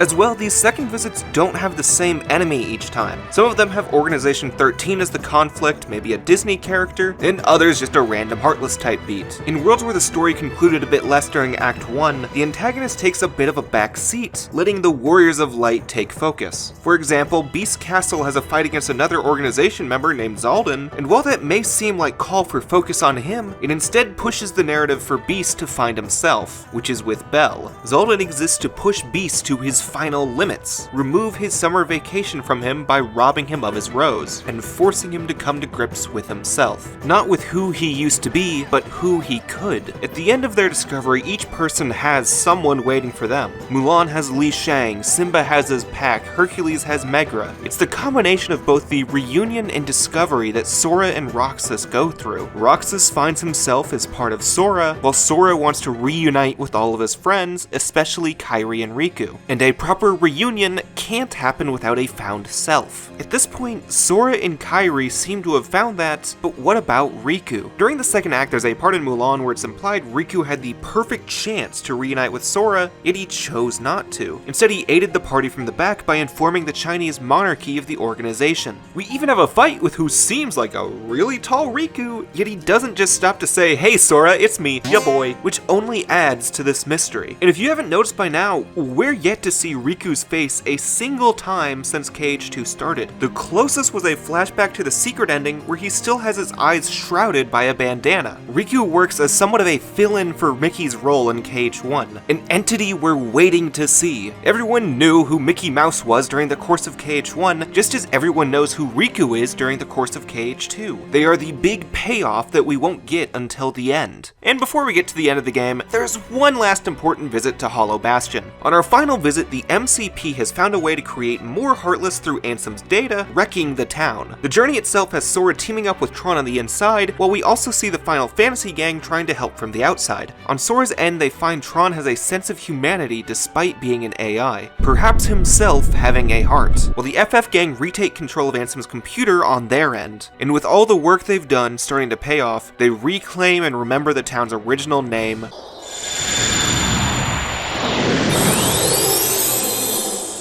Radiant Garden.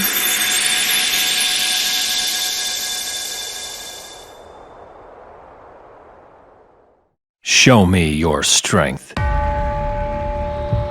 Now, as one more last thing to do in Radiant Garden, Sephiroth appears as a super boss just like in Kingdom Hearts 1. He himself is more powerful than his KH1 incarnation, but so is Sora, so it's debatable which one's harder. Upon beating him, he says that the only one capable of eliminating him is Cloud. However, the true point of Cloud's motives hasn't been to eliminate his darkness represented by Sephiroth, it's closer to him fearing going completely to the light, which is what Tifa has wanted him to do. Cloud on his own even realizes that he cannot defeat Sephiroth, leading to Tifa coming in to give him some of her light. At this point, Cloud hasn't lost his darkness, but has light protecting him, running somewhat parallel to Riku's story in Chain of Memories, as well as Tifa's role during the scenario in Cloud's subconscious from the original FF7. Though while there, it resulted in Tifa and Cloud finally reuniting. Cloud's story ends here with him and Sephiroth going off to face a great battle somewhere else that's yet to be concluded in the series. Given the narrative of Cloud and Sephiroth's unending battle in the compilation, I don't think it will end in the Kingdom Hearts series either.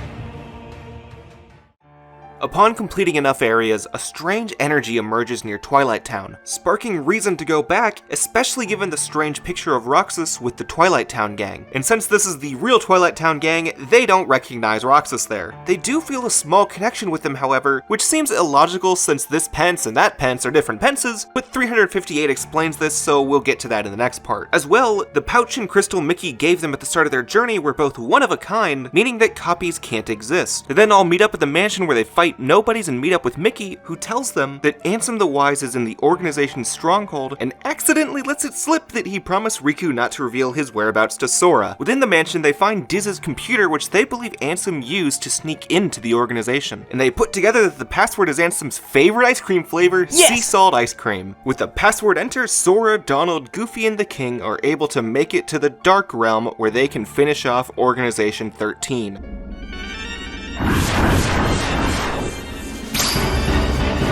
There's only one fight left with too many nobodies for the party to handle that can only be defeated with the assistance from a suddenly appearing Axel who puts his entire being, or maybe lack of being, into clearing a path for the party. Watch this.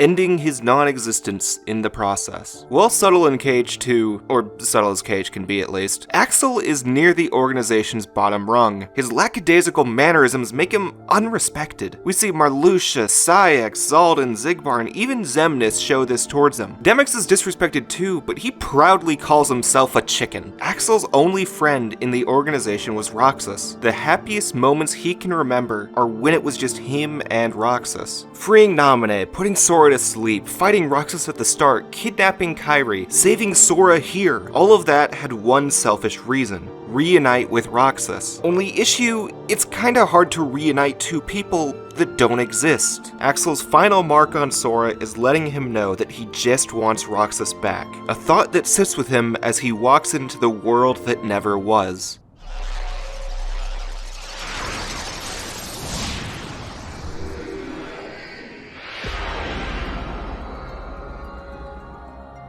We have finally reached the area teased in the secret ending of Kingdom Hearts 1, and rather than being a realm of darkness as our heroes thought, this is a realm of nothing. A world that never should have been. And this isn't just cutscenes or teases of this world. We are walking in the same distorted city infested with the same Heartless we saw in that ending. And on the exact same floor, we saw who we now know as Roxas. His will begins a duel within Sora's heart to fight for supremacy of their being. His last-ditch effort, and yet again we see him wielding Oathkeeper and Oblivion, the Keyblade forms representing Sora's relationship with Kairi and Riku, as well as light and darkness. Two people Roxas has barely met, and two powers a nothing can't belong to. This isn't a true physical battle, but an internal one inside of Sora's heart, with the same mural we saw at the beginning of the game. Having Riku, Kairi, Donald, and Goofy, people close to Sora that Roxas doesn't really know. And perhaps this isn't purposeful, but this is a heavy contender for hardest mandatory fight in the game, which I feel drives forward that an internal struggle will often prove more difficult than an external one. We don't want to accept who we are. This battle doesn't end when Sora wins, it ended when Roxas decided to lose, ending with a flashback to when Xemnas gave Roxas his purpose, and one final scene where Roxas and Axel see each other at the end, on the same clock tower from earlier with sea salt ice cream, where they used to hang out after work. Wondering if the two of them and her, presumably Naminé, have a heart at all. Roxas goes back to reunite with Sora, while Axel seemingly goes away for good, allowing Axel a ceremonious end, but not a happy one.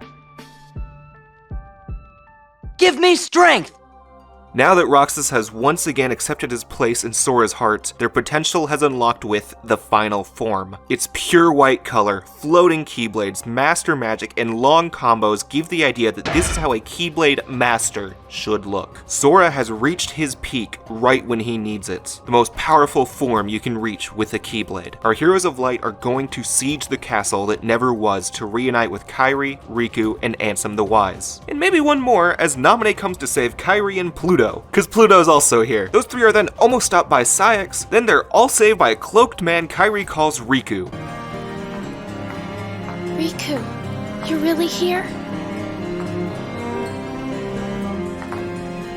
Oh, fuck! That sure does motivate us to run further, but in this one big room we're reminded by Saïx that, oh fuck, there's 3 more organization members left before Xemnas. Saïx points towards a heart-shaped moon that's watched us the whole world, to tell Sora that it's actually a Kingdom Hearts created by the organization through the hearts Sora has released during all of his adventures. And he believes that once completed, it will grant hearts to the organization. As Saïx summons a boatload of Heartless, Kairi, Riku, Pete, and Maleficent all walk in from different entrances to see it happen, with Riku having his own new Keyblade and giving one to Kairi. Yeah, this one little gift is when the Keyblade mystery I emphasized in part 1 kinda starts to die, but it's more relevant in part 3, so I'll leave it alone for today's concern. Of all people, that old dude from the beginning, identified as Xigbar during the second act, stops the Heartless from attacking Sora so they can duel it out. But not before confusing Sora by calling him Roxas again and saying that he doesn't even make half the hero the other Keyblade Masters did. A statement that's meant more and more with each new entry you would not believe. But right now it means jack shit because he dissipates like a lamer on the floor. And while that went on, Mickey actually did his own thing. Mickey finds a struggling Diz, who then removes his bandages to reveal that he was Ansem the Wise. Diz is racism for nobody. Diz's hatred for nobody stemming from the betrayal of his apprentices and the failure he's felt as a master to them. Within Ansem's secret reports, which are written by Ansem the Wise this time, it's revealed that the first 6 members of Organization 13 were all apprentices of Ansem. As well, it reveals their human names. Whenever they became nobodies, their names were rearranged and given an X, which is why Sora changed to Roxas, and interestingly, Xemnas is an anagram of Ansem rather than Xehanort, since the Heartless of Xehanort considers himself Ansem. As Diz and Ansem have such little screen time, I'd consider reading these reports essential for understanding the psyche of the man during the course of all 3 games. Just make sure to read it in a Christopher Lee voice for accuracy. As Ansem is reunited with his old friend, they take a machine of his to a high point of the castle so they can destroy the artificial Kingdom Hearts. At the same time, Sora finally catches up to Riku and Kairi. After over a year, most of it where she forgot him, Kairi sees Sora again, and while confused, Sora does have to give thanks to Ansem, the Seeker of Darkness, despite all the bad he's done, which I think is a great moment for showing Sora's compassion, even if Kairi tells Sora how it's actually Riku right afterwards. As Riku refused to let Namine rid him completely of darkness and Chain of Memories, he always had that chance for Ansem to take hold again, which in the time between Chain and 2 happened, giving him a sense of guilt. Even while Sora searched for Riku, he didn't want to reunite with Sora in his state. He accepted this form so that he could protect his friends and defeat the organization. Riku wanted to get out of this form himself first, but Sora reassures him that everyone will help him out of it, growing our party by 2 for the final 3 organization members, starting with a one-on-one fight against Luxord where he turns our whole party into cards. Bruh. By the way, sorry for skipping talk about Luxord for any of y'all Luxord fans, but let's be real, he's done nothing in any of the games so far. As he's falling, he pisses Sora off by calling him Roxas once again, just as Saïx does before their final confrontation, as well as put a wall keeping Riku and Kairi out of the fight. Friends, y'all are my power, what the fuck? Upon his defeat, Saïx reaches for Kingdom Hearts one last time, begging for a heart, leaving Sora in confusion yet again as to why people keep calling him Roxas. But then finally, Jesus Christ, Riku looks at Sora and tells him that Roxas was his nobody, brought into non-existence when he freed his and Kairi's heart at Hollow Bastion during KH1, and explains that after Roxas betrayed the organization, Riku used that as the prime time to capture him for unification with Sora, and since Riku couldn't beat him on his own, he had to release his dark power in the most chuny fucking way possible. I have to release the power in my heart. The dark power that I've been holding back.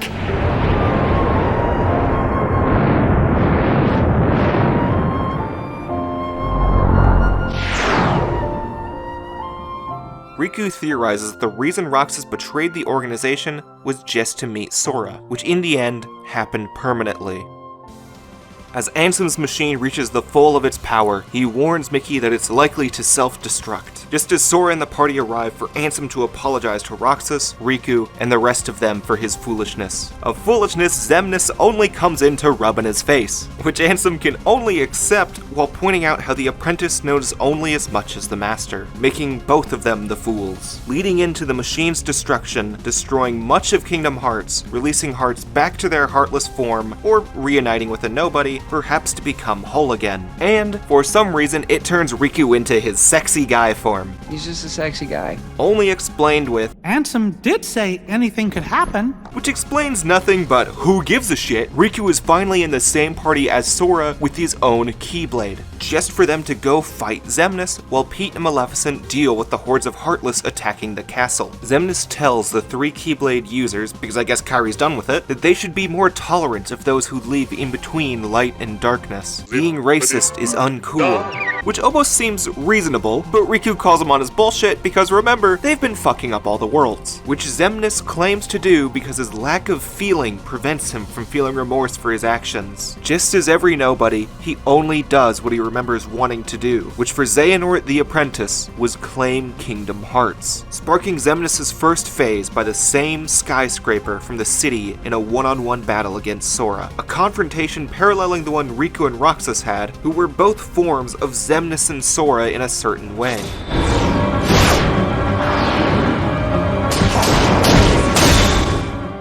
With 0 options left for Xemnas, he attempts to become one with the unfinished artificial Kingdom Hearts, a move sparking the final door into a new plane spawned by Xemnas, where the final battle shall occur. This door can only be opened by the 3 Keyblades: Sora's from the realm of light, Mickey's which he found in the realm of darkness, and Riku's Keyblade known as the Way to Dawn, representing the state between. Interestingly, it still resembles his Soul Eater sword he used in other appearances, as that weapon was meant as an intermediary between when the Keyblade considered him unworthy and now when he's regained his worth. As of this point in the series, these are the only ones we've seen wield a Keyblade, as Roxas is a separate version of Sora, and by God do I have a hard time counting Kairi. It's now time to end the final remnants of Ansem's research. All 5 of them attempt to walk in, but Xemnas forces Mickey and Kairi out of the door, leaving only Sora, Donald, Goofy, and Riku in the distorted plane, which consists of one of the most stylish bosses of all time. Beginning with a run towards the mechanical dragon controlled by Xemnas on a cityscape Sora slices through, followed by a complete destruction of the dragon's engines. And then one last phase against Xemnas in a mysterious nobody armor, surrounded by the weapons used by organization members. A beautiful and exhilarating final boss, though noticeably easy.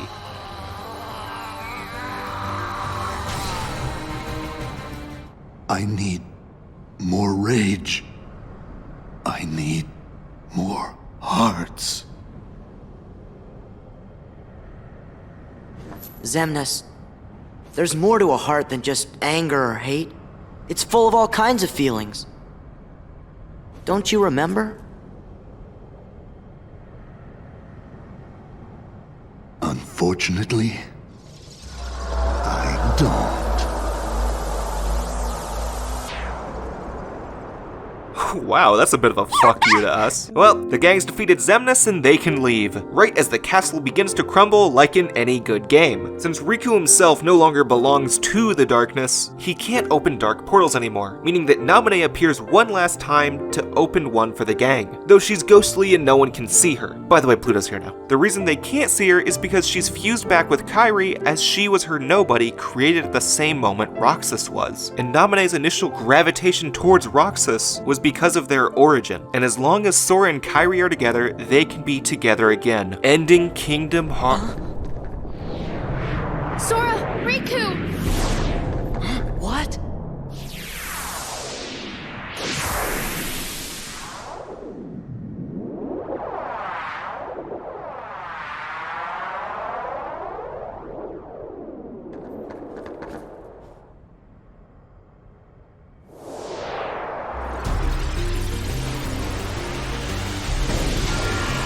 Oh, fuck! Yeah, sometimes there's the reason that shit is easy. Everyone gets out except Sora and Riku, so the 2 of them, the ones most affected by Ansem and Xemnas' desires, take one final fight to Xemnas, destroying the world that never was in the process, and ending in a true realm of nothing, where Sora and Riku vow that even if darkness, light, and nothing are eternal, Xemnas won't be. Starting a final fight I consider damn near perfect. Xemnas has full control of the nothing they're in, while Sora and Riku are the light and darkness forcing their way in. He has the upper hand at every corner during this fight. The only thing pulling through is Sora and Riku's friendship, culminating in one of the greatest feeling and looking final attacks in a PS2 game.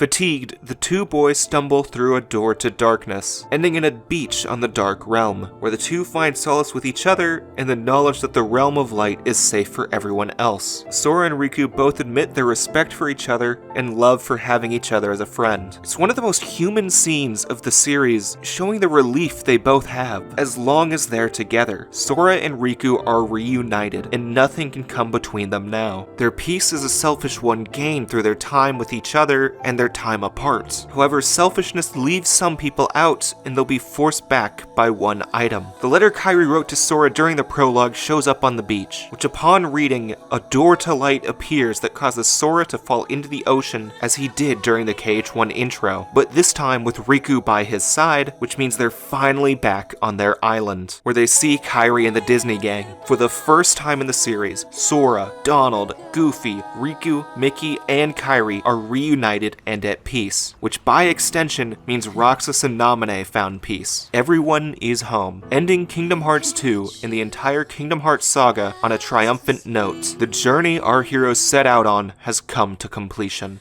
We're back. You're home. And you and I, there's a new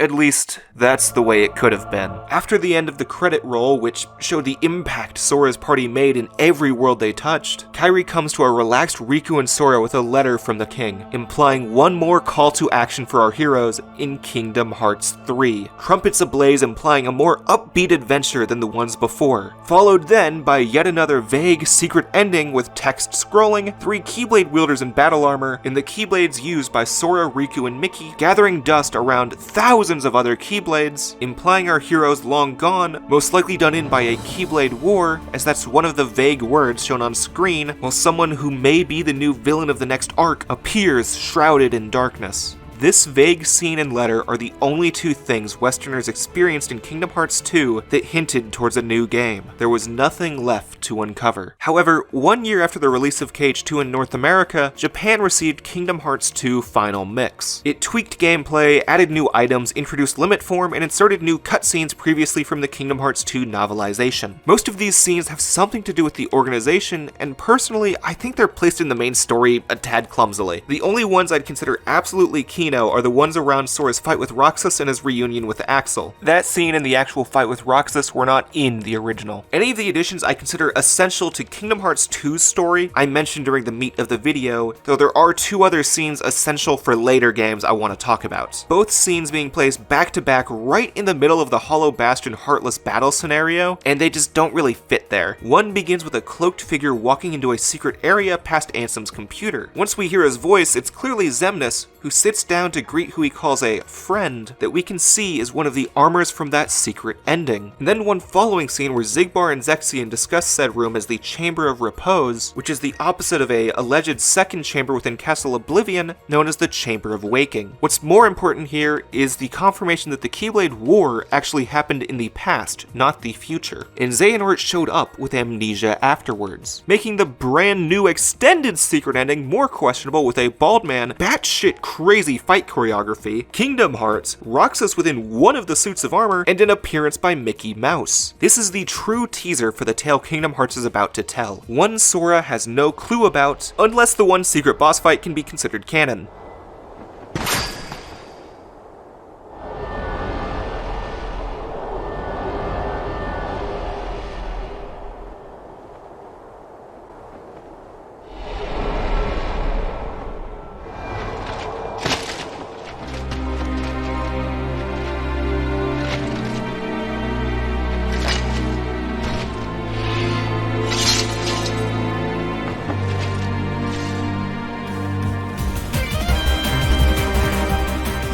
This is a battle against Lingering Will, a piece of the armor we saw that lacks a wearer. It only persists through raw emotion and a will to succeed, no body and no heart. As Lingering Will is a Keyblade user from what we know as an era past, it shows abilities Sora never even thought of, mainly morphing the Keyblade into other forms. As much as it seemed, final form and dual wielding is not mastery of the Keyblade. Lingering Will is that mastery. Not only is that shown by design, but difficulty as well. On critical mode, this is the hardest boss fight I've ever beaten. Period. No stop. I have not beaten anything harder than this. It took me 6 hours of practice to beat him. Here's a link to the video of when I did it on my second channel. This is the power of a Keyblade user at their max potential and what we will see in future titles.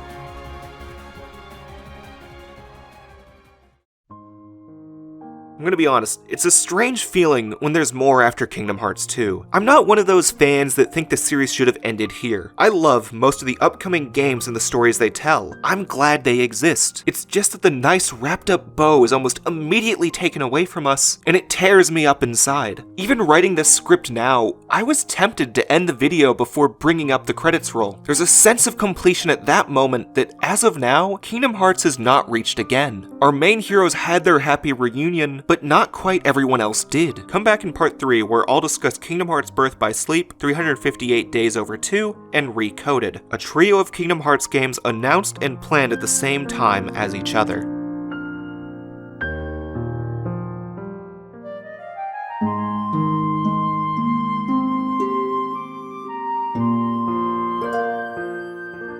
After Kingdom Hearts 2, the series could have gone down any avenue. The journey that began in Kingdom Hearts 1 ended. Riku, Kairi, and Sora went on an adventure to see other worlds and then reunited back together. Donald and Goofy brought the king back to Disney Castle, and the attempts by Ansem and Xemnas to gain the power of Kingdom Hearts were stopped. So what's left for Kingdom Hearts 3? What is the purpose for Sora and Riku to journey off their islands again? Well, to understand that, we need to go back, both in the series and to the 2007 Tokyo Game Show. Square Enix had a really big presence here. They showed off the new Project Dissidia Final Fantasy, trailers for already known projects in the Fabula Nova Crystallis series, Advent Children Complete, Crisis Core, and the biggest, most relevant to this video announcement was the reveal of the new Kingdom Hearts project consisting of 3 games. Birth by Sleep for PSP taking place 10 years before Kingdom Hearts 1, 358 Days Over 2 for Nintendo DS starring Roxas while he was in Organization 13, and an episodic game known as Kingdom Hearts Coded explaining the contents of Mickey's letter for Japanese mobile flippy dippy phones, where a data reconstruction of Sora goes through Jiminy's journal. That's actually the most simple one. Different teams handled each of them, with HAND handling 358, Square's Osaka team making Birth by Sleep, and some internal Square team doing Coded. I can't find who, but probably not a big one. It was for flip phones. Similar to Chain of Memories, these 3 games were meant to lead us into Kingdom Hearts 3. But unlike Chain of Memories, these entries told their own stories at the same time. In fact, early in development for the 3, Nomura actually said that these could be introductory games for new players. But I guess no one else on the teams were told this because boy howdy, that does not happen. Many concepts are gonna fly right over your head without Kingdom Hearts 1, 2, and even Chain of Memories at many instances. The story and knowledge of the past 3 games are connected to these ones, which we can assume will lead into Kingdom Hearts 3. All 3 of these games were rapid-fired in release, with Episode 1 of Coded coming out in 2008, 358 in 2009, Birth by Sleep in early 2010, the last episode of Coded late in 2010, and the DS remake of Coded in 2011, which was the only version released outside of Japan. The flip phone version is also vaporware at the moment, with, to my knowledge, no way to play it without a supported Japanese phone that already downloaded it before 2013. Whether you play 358 or Birth by Sleep first really doesn't matter, but Coded pretty much has to go at the end since its final chapter references characters from 358 and Birth by Sleep. Or don't play Coded, we'll get to there at the end. Before I get really started talking about 358, I want to explain the footage on screen. Within the new collections, 358 and Coded were not remade completely. Instead, they made HD cutscene collections that try to portray the story as best they can. In my personal opinion, the 358 viewer cuts out a lot of the nuance the original DS game had in its narrative, as well as missing scenes that are just straight up important, and it's mainly caused by it just being cutscenes. So say a boss fight here, we're just given a wall of text saying, hey, here was a boss fight. And other important boss fights they don't even mention was there. You'll understand enough of the story, just enough to care about the characters and be ready for the next game, but for the full experience you really gotta play the game as well, which is a tad disappointing because your fun mileage will vary a lot if you're not into mission structures, which I'd land in that category. The rest of this retrospective hasn't focused on gameplay or even my own personal opinion, but I feel it necessary to mention because general opinion on 358's gameplay and structure trends negatively. My own thoughts should show as we string going along, but for a general idea on it, this was my first full playthrough since it was released, and while I'm glad I replayed it, I won't do another full playthrough anytime soon, unless it's maybe for a stream or I lose this footage and need it for a future project. Bottom line, that's why you'll be seeing a mix of HD cutscene footage and upscaled DS footage I captured with Melon DS. I'd like if the game itself is actually remade eventually, because most of my gripes have to do with the limitations of it being a 3D action game on the DS, and some extreme difficulty spikes at some of the bosses that it'd probably be easier if I could play these 358 days over 2 analog sticks. Given where 358 is in the timeline, we already know how Roxas' story will end. He's going to betray the organization, fight Riku, and end up in the simulated Twilight Town. A potential paradox, or god forbid a retcon, is ready to keep the writing team on track. We already know Riku fought Roxas to reawaken Sora, just not why Roxas betrayed the organization. Of course the organization is evil, but how did Roxas realize that if it's all he knew? And what did his relationship with Axel look like? Why were they so close? These are some of the main questions 358 is going to answer. Starting our story 7 days after Roxas joined the organization, or 7 days after Sora released his and Kairi's hearts in Hollow Bastion. Since Sora turned back into a human so quickly, Roxas has just been a heartless, memoryless, and therefore emotionless nobody that doesn't speak or do anything. All he knows is that he's number 13 in the organization and that his name is Roxas, which he only knows because Xemnas told it to him. His first moment of interest in anything is when the brand new 14th member of the organization named Xion joins their ranks. Oh fuck, I don't remember her in Kingdom Hearts 2, this can't end well. Xion as well is an emotionless nobody, not even showing her face, and is the driving force for Roxas later in the story. But let's put her aside for now, because Axel needs to get Roxas out of its shell for a bit so he can start actually working for the organization. Beginning the 7-day tutorial featuring the Chain of Memories characters where they very explicitly explain his purpose. Organization 13 needs hearts to make Kingdom Hearts, Roxas is in Organization 13, Roxas is a nobody, Roxas wields the Keyblade, only the Keyblade can gather hearts for Kingdom Hearts by defeating Heartless. Therefore, Roxas defeats Heartless to gather hearts for Kingdom Hearts so that he succeeds in his purpose for the organization. Roxas lines those pieces up slowly because of his lack of any experience, with the organization members telling that information to him bluntly since they have no memory of caring for a Roxas, thus they do not care. Only Axel really tries to act friendly towards Roxas, teaching him what a friend is in the process. Friends eat ice cream together and talk and laugh about stupidest things. Which through Axel's explanation registers to Roxas as people that laugh and eat ice cream together, thus setting Roxas and Axel's new after-work tradition of eating ice cream together to prove their friendship. Hanging out with Axel after work becomes the one thing Roxas looks forward to each day, making Roxas lose any joy once Axel leaves for Castle Oblivion on day 23 for the events of Chain of Memories. Now he starts getting paired up with Xion, who still stays under her hood and says nothing to Roxas until her third mission where she finally shows that her face is similar to Kairi with black hair. Meaning that there are now 3 flavors of Kairi's walking around. This is the best flavor. And we see that she too can use the Keyblade, making her Keyblade wieldery, her identity, and why she's not in Kingdom Hearts 2 one of the core mysteries around 358. But Roxas isn't worried about that. He just realizes, hey, this can be someone I can eat ice cream with again, meaning he can still have a friend. With the rest of the narrative after this consisting of a revolving door of if he eats ice cream with Axel, Xion, or all 3 of them together, depending on who's at home. The repetitive way they do this same thing day by day gives a sense of security. If Roxas is alone on the tower, things aren't okay. If only Xion shows up, she's okay. If Axel's missing, Axel's conflicted about something. If all 3 of them are on the tower eating ice cream, then they are best friends.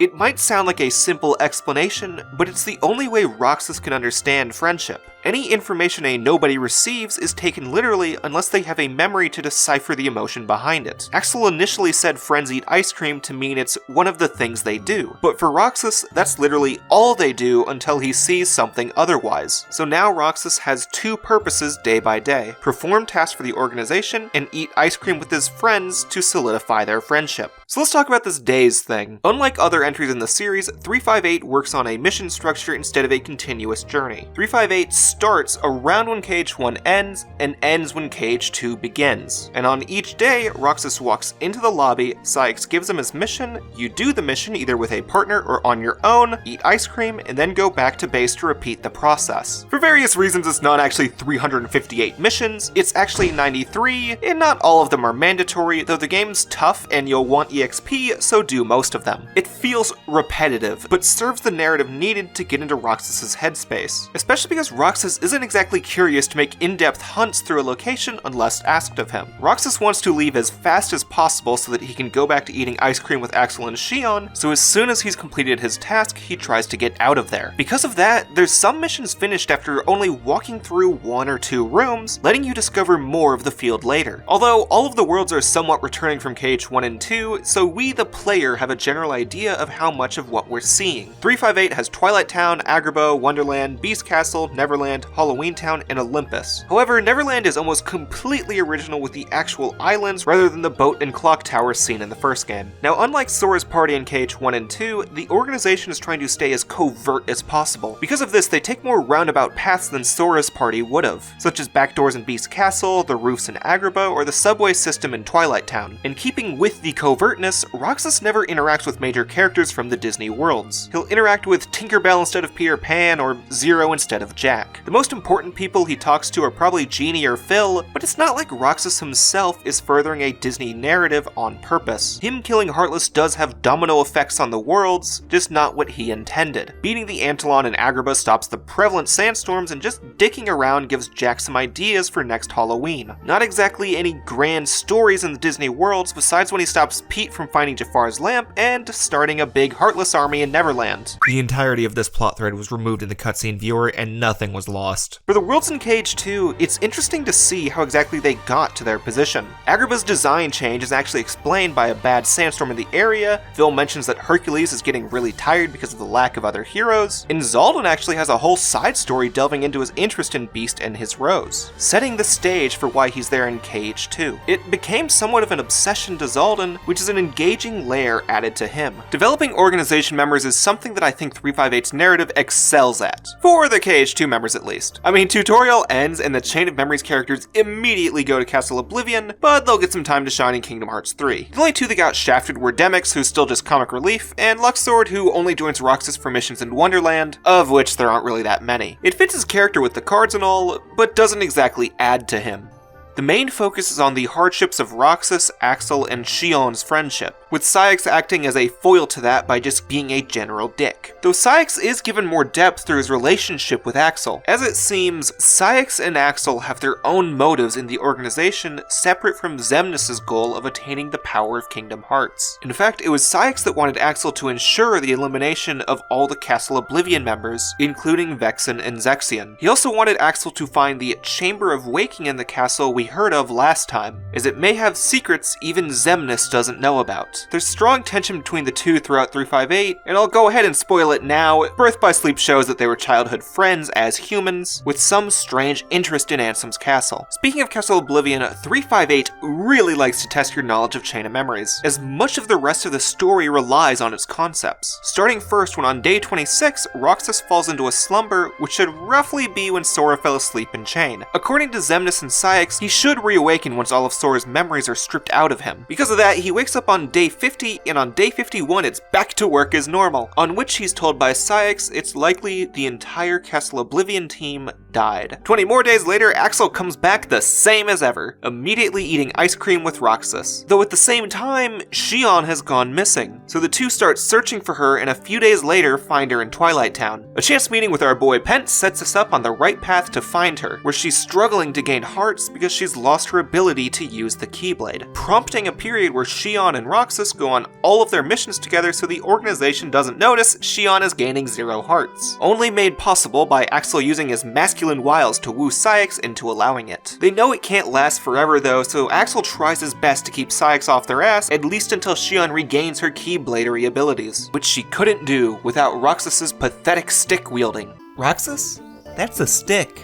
I'm sorry, I was too nervous to ask any women to voice this. This portion in some ways is a micro version of the whole story. Roxas does not want anything to change, nor does he really understand that things could change. He wants to continue performing tasks for the organization and eat ice cream with his 2 friends. He doesn't remember having a heart, having other friends, or suffering from job applications rejecting you. He does start to have quick flashes of Sora's memories after his coma, kind of like he did at the start of Kingdom Hearts 2, though he again doesn't think of them too often. And interestingly, they'd only show up on the bottom screen of the DS. It creates the illusion that us, the player, are experiencing the recollections of Sora, which is a nuance lost pretty drastically in the cutscene viewer.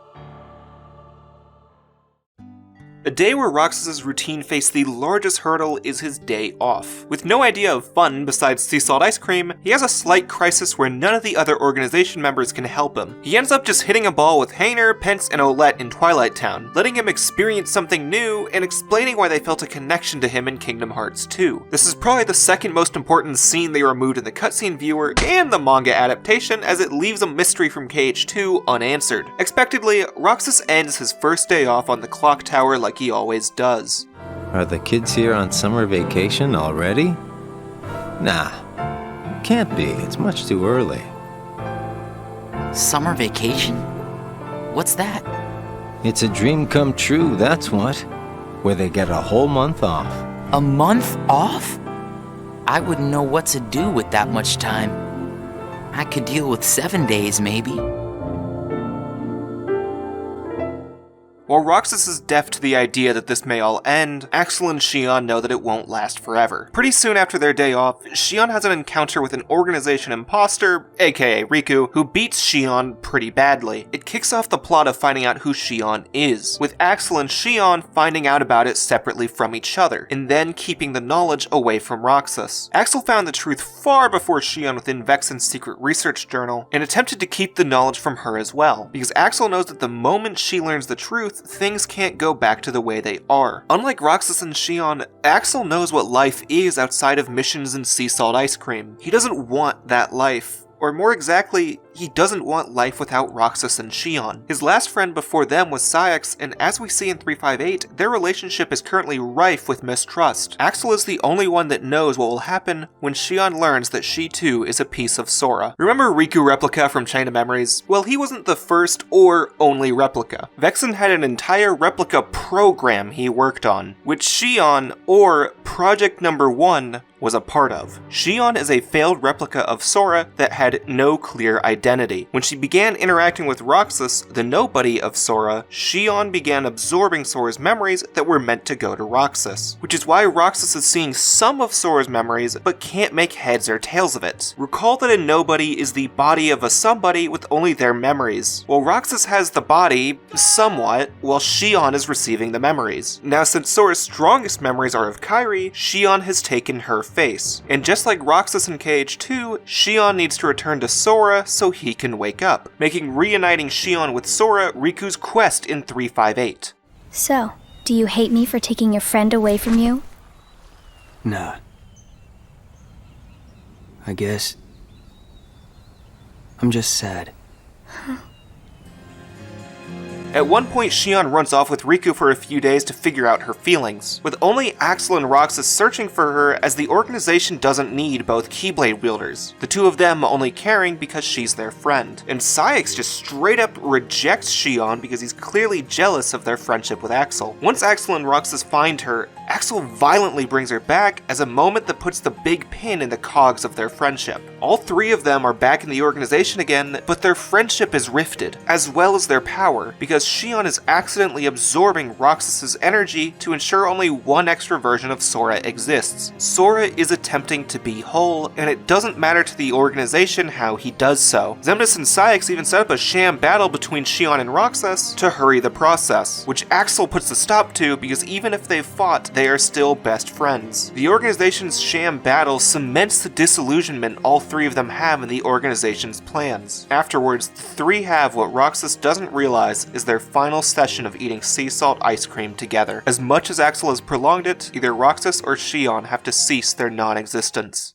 What's important isn't that we hang out with each other every day. As long as we keep each other in our thoughts, we'll never be apart, right? We've got it memorized, Axel. Good. I'll have these moments memorized for a long time. Forever. Me too. Forever. Upon the following day, Shion and Axel are paired up with Xigbar for a mission in Wonderland. There, Xigbar gets in a fight with Shion because when he looks at her, he sees something far different than Kairi. Because the truth isn't that she only looks like Kairi, but that different people project a different look onto her. Any scene where she's hooded means that they don't have a projection yet. Shion wins the fight against Xigbar, and Axel allows her to leave after seeing something under her hood hidden to the player. Roxas is pissed off about the ordeal after he hears about it, and after one more mission the next day where he places a strange device by the Agrabah keyhole, he decides to leave the organization on the following day, which interestingly is the only mission where you go through the castle that never was, and finish it with a fight against Saïx, who's by all means been the major foil to Roxas throughout the game. There's next to no emotion between the two of them before or after the fight. Rather than fighting out of pure rage, they're going through the motions of what they believe has to happen. Afterwards, leading to a scene we know pretty well from Kingdom Hearts 2. You can't turn on the organization. You get on their bad side and they'll destroy you. No one would miss me. That's not true. I would. Unlike before, this moment holds far more weight with the fully realized relationship of the two nobodies. We know the extent to which Axel is going to miss Roxas, and not only did he lose one friend here, he's lost two best friends, and has to bring both of them back or else he'll be destroyed. Something about this just stinks. It's for the good of everyone. But how do you know that? Everybody thinks they're right. This is right. They're gonna destroy you! Please don't hold back, Axel. Promise.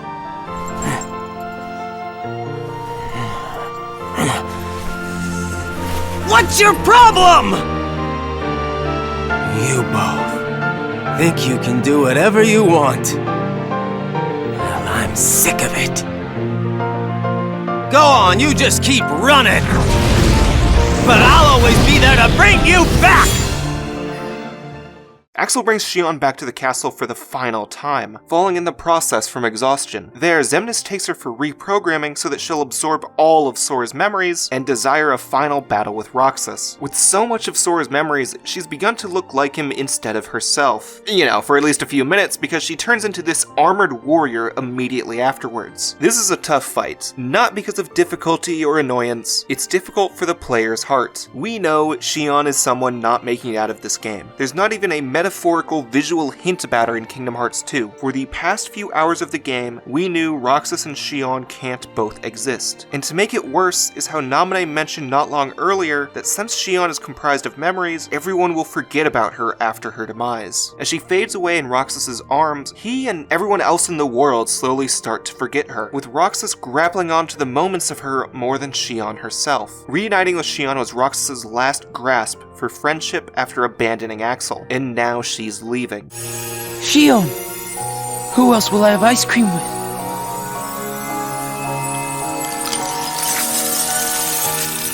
As funny as this line is on its own, taking it by itself loses some of its nuance. Roxas isn't some selfish child worried about eating sea salt ice cream with someone. He's a lonely boy worried about having no friends. While Roxas has at this point experienced fun times with Shion and Axel outside of the clock tower, that's still his primary metric to gauge if he has friends, to know that he's not on his own. And right now, he's let one of his friends fall to his own hands, and ditched the only other in a fit of rage. Even if Roxas has lost Shion, he maintains memory of her final request: destroy Xemnas' Kingdom Hearts, taking her Keyblade with him so he can dual wield, leading right into Kingdom Hearts 1's secret ending, allowing us to actually play the the scene I seem to mention pretty often. While it's technically the same scenario as before, we now have the full context of what's happening. Roxas has lost the little he had and thinks this is the one way to get his life back, not grasping that there could even be a better life for him. Roxas doesn't even know why he's desiring to destroy Kingdom Hearts anymore. He just knows that's his purpose, which in some ways Riku helps to fulfill by defeating him and starting Kingdom Hearts 2, showing us the start of his summer vacation and one final shot of the game where Roxas reunites with Sora. Roxas's entire journey from birth to reunification is now chronicled with 358. With the exception of Axel and Cyax's strange motives and Xigbar's perception of Xion as this dude who kinda looks like Roxas, 358 over 2 days fits very tightly within the confines of the first 3 games' stories, adding significantly to anything relating to Roxas and Axel, though I can't say it affects anyone else in KH2. What it has done is give a greater notoriety to memories and replicas from Chain of Memories, which connects that game to the greater narrative more than KH2 did, which of course comes back together in Kingdom Hearts 3. So let's move over to the most popular of today's games. In some ways you could argue that the past 3 games were based upon adding a context and story around the secret ending of Kingdom Hearts 1. Chain introduced our black-coated enemies, KH2 clarified who the fighters were and introduced the world that never was, while 358 clarified the fighters' motives. Birth by Sleep moves away from that and is instead the story of Kingdom Hearts 2's secret ending, set 10 years before the events of Kingdom Hearts 1, where we play as the 3 Keyblade warriors we saw in that expensive CG. We can just assume that part where they lifted Sora, Riku, and Mickey's Keyblades was metaphorical and not to be taken literally, especially because a younger Mickey is even on the box art. But let's not get too far yet. Birth by Sleep is the most important of today's 3 games for the story going forward. In fact, it would have not been out of place to name it Kingdom Hearts 0 when it first released.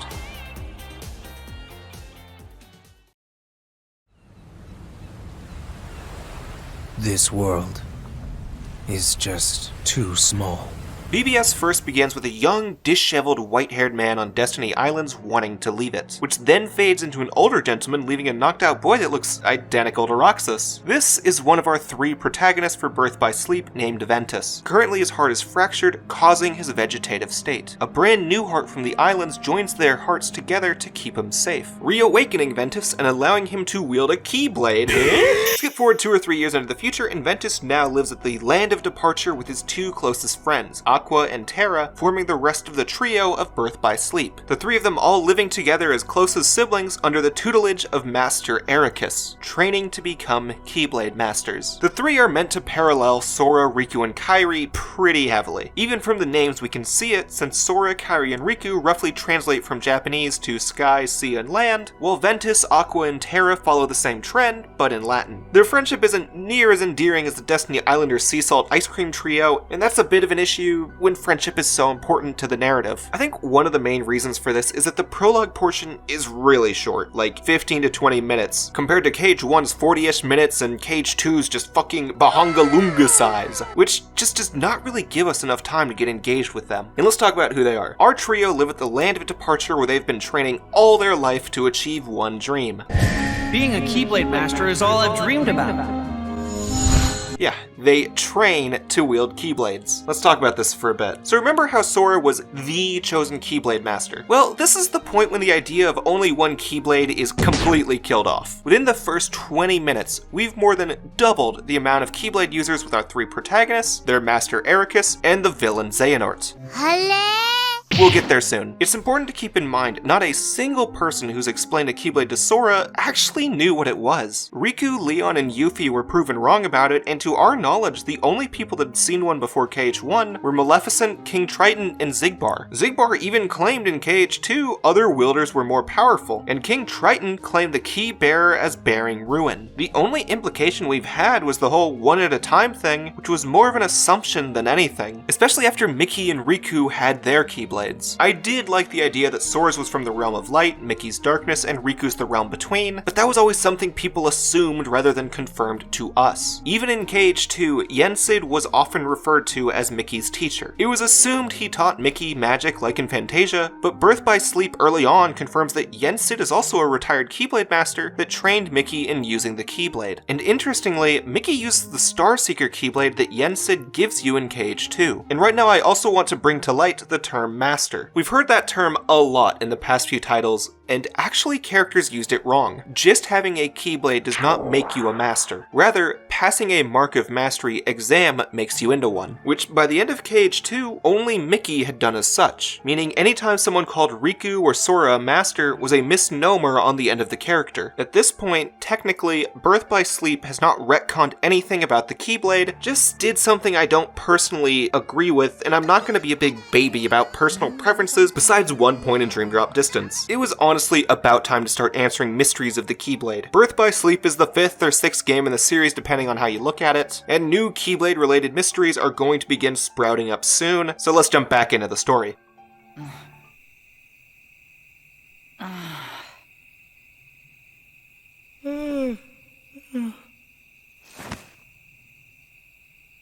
Whoa!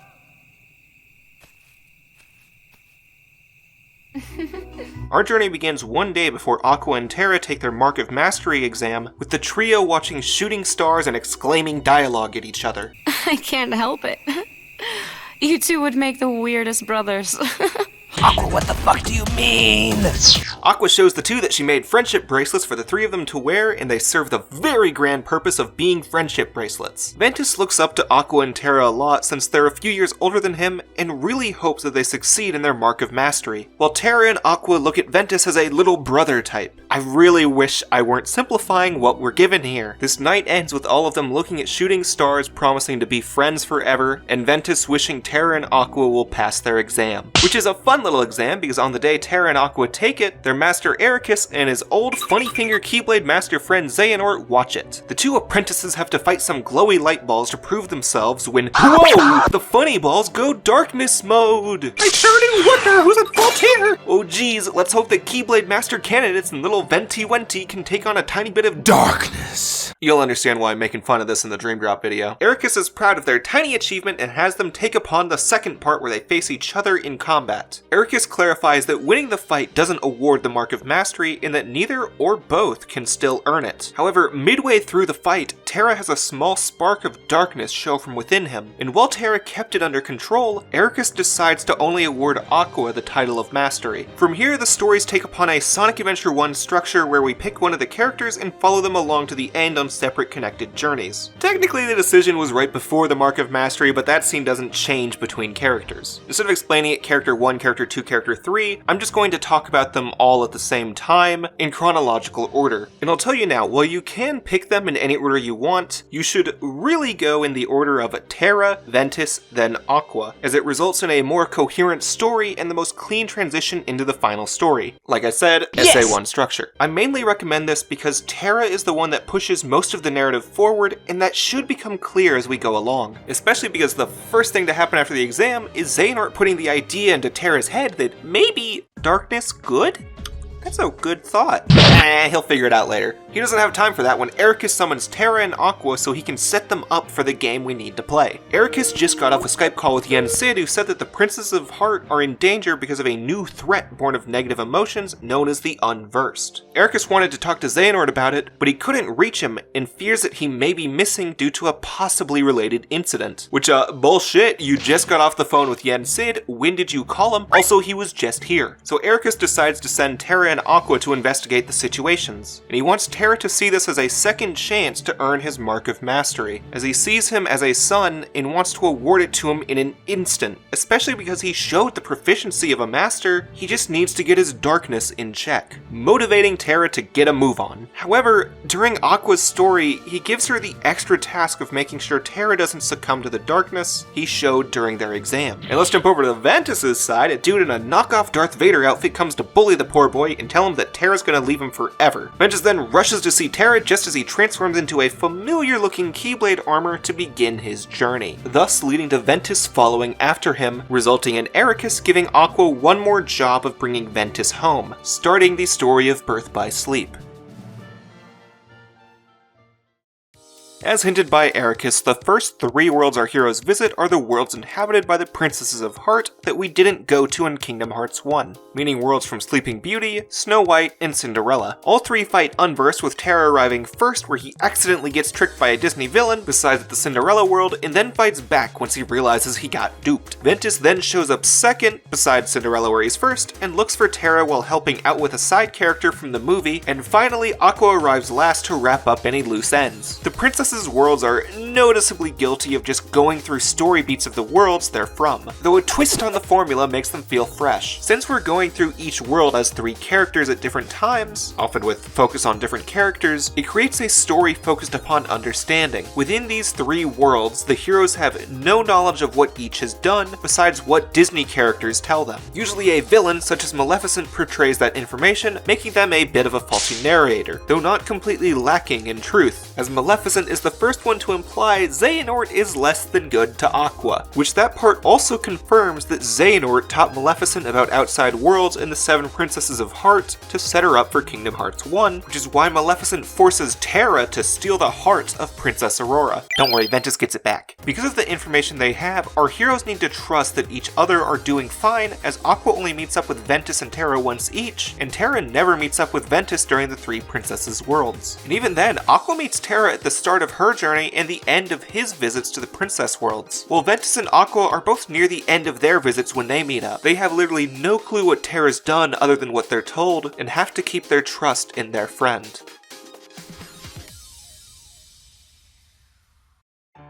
Right after the Princess World, Terra goes to Yensid's tower to seek guidance, where he very briefly sees Mickey use an item Yensid gave him called the Star Shard that allows him to travel to different worlds. Though it's not as precise as our hero's Keyblade armors. Yensid warns Terra that it's really likely that the Unversed, the masked boy Ventus met, and Master Xehanort are all connected, though he's unsure how. Terra doesn't want to believe it's anything negative, so he confronts Xehanort at the Keyblade graveyard, recognizable from the fight against Lingering Will in Cage 2. Xehanort admits to Terra that he was the one that created Vanitas by removing the darkness from Ventus's heart when he trained him not long before the start of the game. Xehanort trained Ventus before Ericus, and claims he removed the darkness from Ventus to save him from a horrible accident, and then left him with Ericus because of the guilt he felt. Xehanort as well explains how the Unversed are the product of Vanitas' rampant negative emotions, and asks that Terra assist in stopping the wrong he's brought into being. It's clear as fucking day to us Xehanort is lying, but there's little reason for Terra to distrust his master's closest friend, so he accepts the request, agreeing to go to Radiant Garden when Vanitas should strike next. Meanwhile, Ventus meets up with Vanitas, who tells him that the Terra he knows is soon going to be long gone, and challenges him to a Keyblade duel, one he can't win until Mickey accidentally appears after leaving Yensid's tower, allowing Ventus more time before he needs to face Vanitas again, which, keep in mind, Ventus is still unaware that Vanitas is a part of him. After a quick introduction between Ventus and Mickey, his Star Shard goes whack and sends both of them to separate parts of Radiant Garden. Ventus tries to find Mickey again, which results in him finding Scrooge, who's allowed to ignore the world order since he's filthy fucking rich. While chasing Mickey, Ventus then ends up at the steps of Ansem's castle, where Ansem's still human apprentices prevent him from entering, so he just leaves to chase an Unversed he saw as he's on his way out. And shortly after that, Aqua shows up at the same spot looking for Terra when she meets a young girl version of Kairi.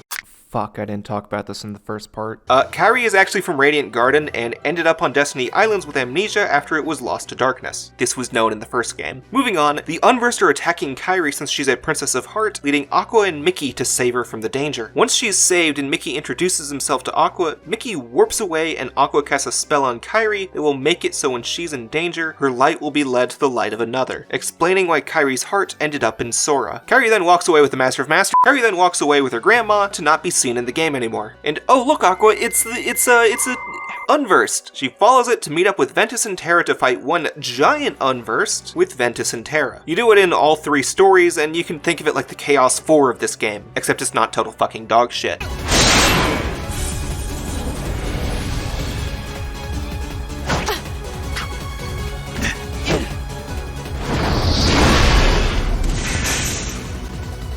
Once they defeat the boss, they agree how they make a good team, and Ventus shares with his Oni and One-chan the tickets to Disneyland Scrooge gave him earlier. Followed not even 20 seconds later by them getting into a fight because Terra and Aqua think it's too dangerous to Ventus to be away from home, Aqua thinks Terra is being too reckless with darkness, Terra thinks Aqua and the Master have no trust in him, and Ventus thinks that Aqua has allowed the rank of Master to go to Aqua's head. That verbal disagreement leaves Terra in worry, and he walks away as he thinks to himself how Xehanort is the only one he can still trust. Oh, and hey, what a little coinky-dink! A funny guy named Bragg, the human version of Xigbar, tells Terra that he's holding Xehanort hostage in the Outer Gardens, to which Terra says, no way, Master Xehanort's super strong. He goes anyways, just to prove him wrong, and upon arriving he finds Master Xehanort tied up by Bragg. And the following scene is almost entirely plagiarized from Revenge of the Sith, with Terra as Anakin and Xehanort being the guy that says, "Do it."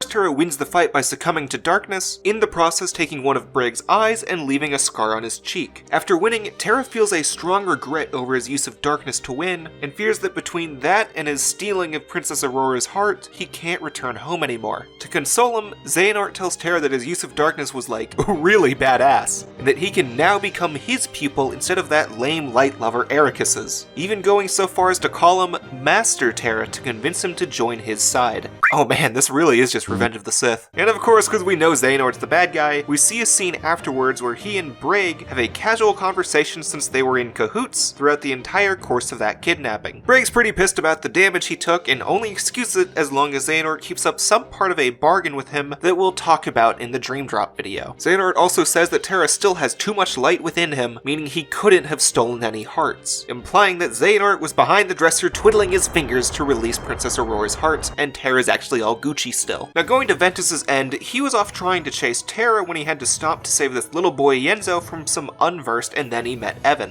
You can tell who these are, and Jesus Christ, this man is a villain. No matter what the context, this man just looks like a fucking villain. That's a villain design. Afterwards, Ventus finds Terra after his fight with Bragg and begs to go with him, but Terra says no, and that he knows he'll be there when he needs him, since they are best friends. And while Ventus was talking to Terra, Aqua had a fight with Vanitas with so little purpose I forgot about it. Really all it did was remind Aqua to tell Ventus to go home again, I guess, putting Ventus in a bit of a sad slump since Aqua and Terra are chasing or achieving their dream while he's feeling left out. Oh, but suddenly, check out who appears, it's Lee and Isa, the human versions of Axel and Syx. Lee has some funny childish fun with Ventus, declaring them friends at the end and telling Ventus to keep him memorized, which imprinted memories of Ventus's face onto Axel, resulting in his positive fraternal attitude to Roxas while the rest of the organization didn't give a shit about him.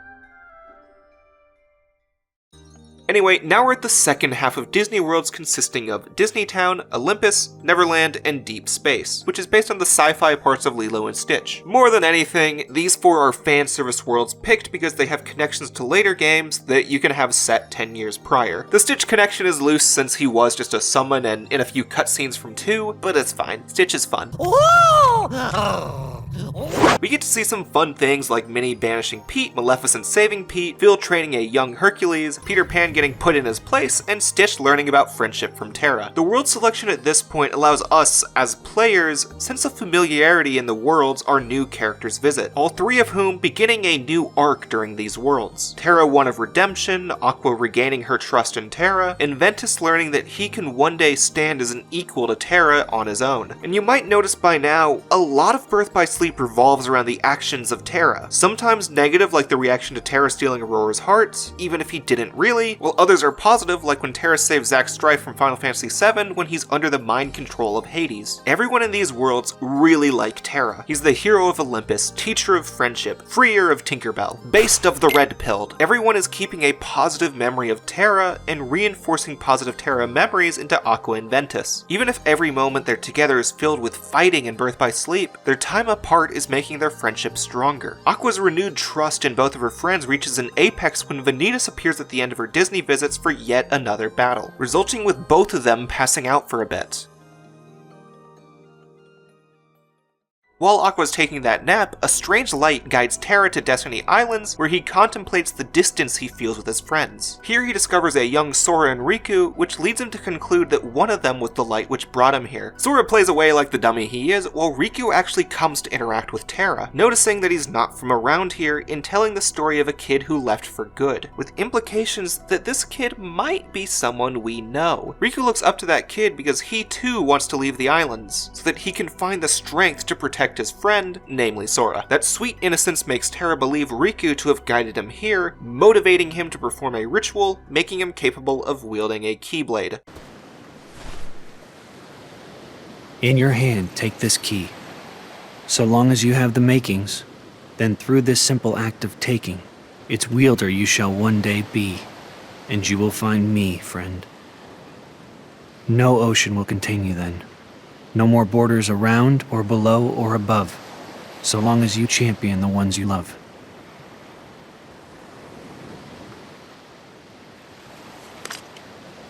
Terra has now made it where Riku will one day possess the capability to wield a Keyblade once the time comes. So let's update how Keyblades work for a bit. Rather than one Keyblade or even one Keyblade from every realm, there are a rare amount of them. Keyblade wielders go through what is called the bequeathing, such as we see Terra perform, that makes them capable of one day using a Keyblade. They are not passing on their current Keyblade or making them into wielders instantly, just making it possible to have one someday when they are ready. Only Keyblade masters or those that have the proficiency of a master like Terra can perform the bequeathing. If we want a quick line of succession, Xehanort and Ericus were deemed masters by their master. Ericus bequeathed Terra and Aqua, with presumably Xehanort bequeathing Ventus before he split him with Vanitas. Terra bequeathed Riku, which 10 years later moved to Sora because Riku did not show the worthiness of a Keyblade. And then the bit of a stretch one, Kairi accidentally touched Aqua's Keyblade earlier, and because their hearts connected, Kairi gained the power to one day wield a Keyblade. So technically, we can even say that Sora is still the Keyblade's chosen one if we want, since everyone else was chosen by people. I am not exactly a big fan of this addition to Keyblade lore, though there is not a single bit of it that goes against prior lore from trusted narrators, so I'm not going to say it's bad writing, just not the direction I entirely agree with. Besides one really egregious thing in Dream Drop, you know what I'm talking about, I've come to accept all of this, so let's move on. Terra tells Riku to keep everything they've talked about a secret and finds the inspiration to again fight for his friends, which he goes to do immediately after Xehanort warns Terra that Ericus is about to kill Ventus. Hey, yo,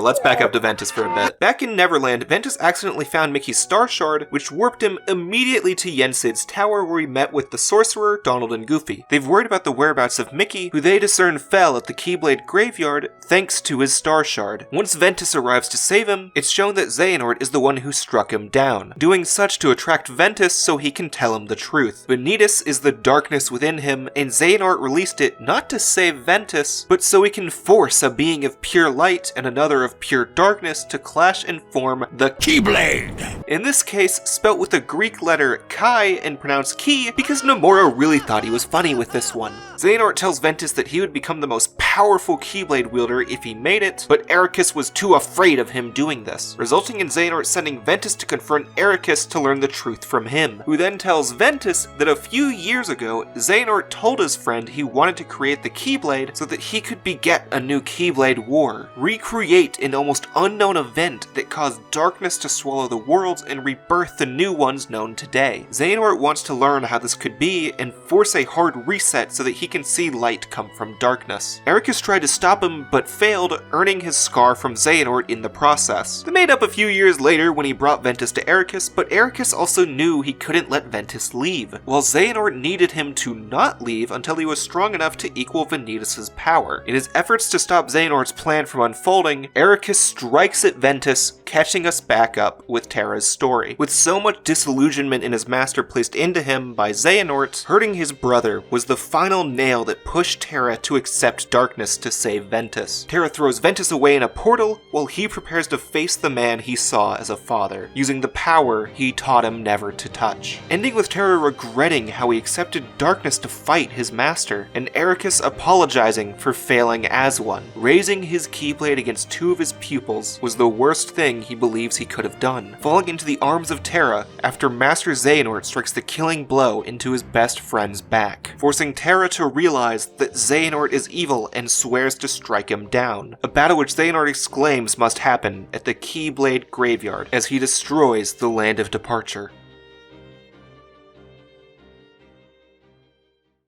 Now, during all of that, let's go check in with Aqua, who found her way to Destiny Island from the same light Terra followed, which means she also meets Riku and Sora there, who are very sweet best friends to each other. Aqua sees that Terra bequeathed Riku the power of a Keyblade, and requests that Sora help Riku if he ever falls to darkness. It's really awkward, these guys are like 5. She thought of bequeathing Sora, yet abstained because she worries 2 Keyblades might lead to a rift in their friendship. Yensid guides her to his tower on her way off of Destiny Islands to inform her that Terra and Xehanort struck Ericus down and that she needs to go to the Keyblade Graveyard to find them, while Vanitas does the same to Ventus on Destiny Islands not that long after Aqua left. At this point, Ventus also regains all of his memories of his time with Xehanort that I've already gone over. Terra, Ventus, and Aqua all are going to meet up at the Keyblade Graveyard to prevent Xehanort's plan and fight Vanitas. The 3 of them meet up at the center of the graveyard where the story catches up to the Kingdom Hearts 2 secret ending. Here, Terra admits that Aqua and the Master were right to watch over him. He regrets allowing Xehanort to fool him and plans to kill Xehanort, despite knowing that his longing for revenge is fueling the darkness within, with Ventus then showing up to admit his fear of creating the Keyblade with Vanitas. And what's kinda nice here is that Aqua and Terra don't even know what that is, but they promise Ventus that they're going to help him and always stay by his side. It's touching at this scene how the 3 of them realize each have gone through a lot and have done some wrongs, yet they are ready to put that past themselves because they know that deep down, the 3 all want what they think best for themselves. Terra, Ventus, and Aqua have rekindled their friendship just in time to face Xehanort and Vanitas. Countless Keyblade wielders gave up their lives, all in search of one ultimate key. And it will soon belong to me.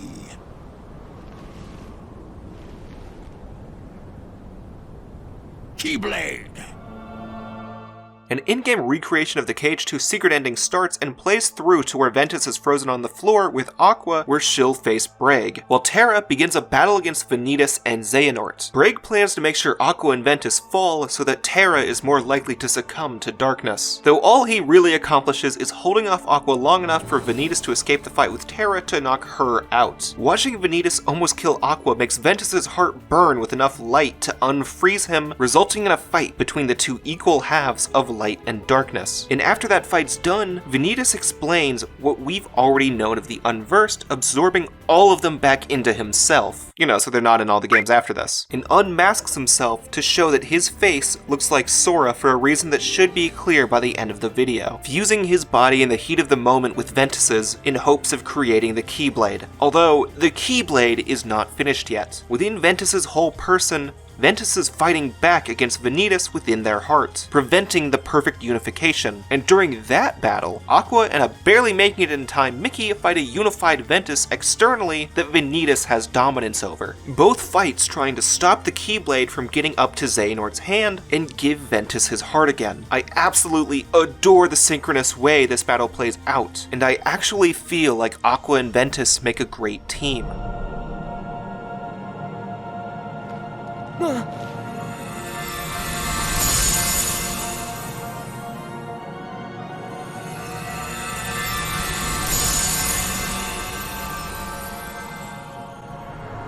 Ventus's defeat of Vanitas destroys the Keyblade, causing an explosion that knocks out Ventus and Aqua in the lanes between, finding themselves at Yensid's tower, where Mickey used the last of his strength to take them for care. Aqua wakes up to learn that Terra is missing, and Ventus's heart itself slumbers, looking for a light to guide him back, which might be soon, or it might be after Kingdom Hearts 3 comes out. Aqua vows to keep him safe for as long as she needs to, taking Ventus back to their old home after he subconsciously guides them there with his Keyblade. The Land of Departure holds a really big secret that Ericus taught to Aqua after she became a Keyblade Master, one that only the true successor of a Master knows, which means Xehanort is not privy to this information. Aqua places Ventus onto the throne of the castle, and with Ericus's Keyblade, transforms it into a new shape, changing the throne room into the Chamber of Waking, and the entire castle into Castle Oblivion, connecting Birth by Sleep to Chain of Memories and 358.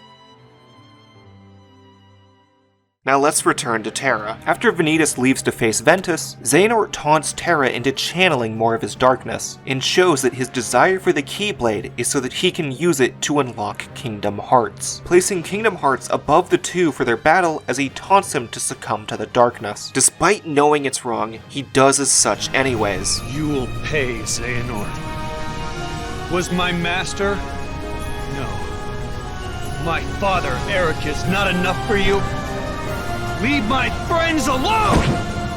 Yes, boy. Terra has done wrongs he regrets deeply, brought darkness to helpless worlds, allowed the death of his master, and danger to come to his friends. Killing Xehanort is the only way he can see to right these wrongs. However, defeating the old man, Master Xehanort, was all part of his plan. Right as Ventus and Vanitas forged the Keyblade, Xehanort stabs himself with his Keyblade to release his heart and place it into Terra's younger body so he may live longer, an act he could only achieve with Terra's acceptance of darkness. In a swift last-ditch effort to save himself, Terra dons his Keyblade armor, but it wasn't fast enough. The armor falls off to reveal Master Xehanort has taken Terra's body, turning into the young Xehanort we recognize from the flashbacks in KH2. Xehanort has won the fight with Terra. This heart belongs again to darkness. All worlds begin in darkness, and also end. In the end, every heart returns to the darkness whence it came. Or so he thought. While Xehanort has both Terra's body and heart, he has failed to capture his mind, his raw anger and lingering will. Terra's mind reforms his Keyblade armor with one desire: save his friends by killing Xehanort to right his wrongs. We, the player, now control the unhinged armor that we fought in Kingdom Hearts 2, spawning one of the most raw mandatory fights in the series. Terra Xehanort is ridiculously powerful, and can't be hit by many moves other than the base 3-hit combo or counters. This is an endurance match for how long Lingering Will can stop Xehanort until the Keyblade is destroyed by Ventus and Aqua.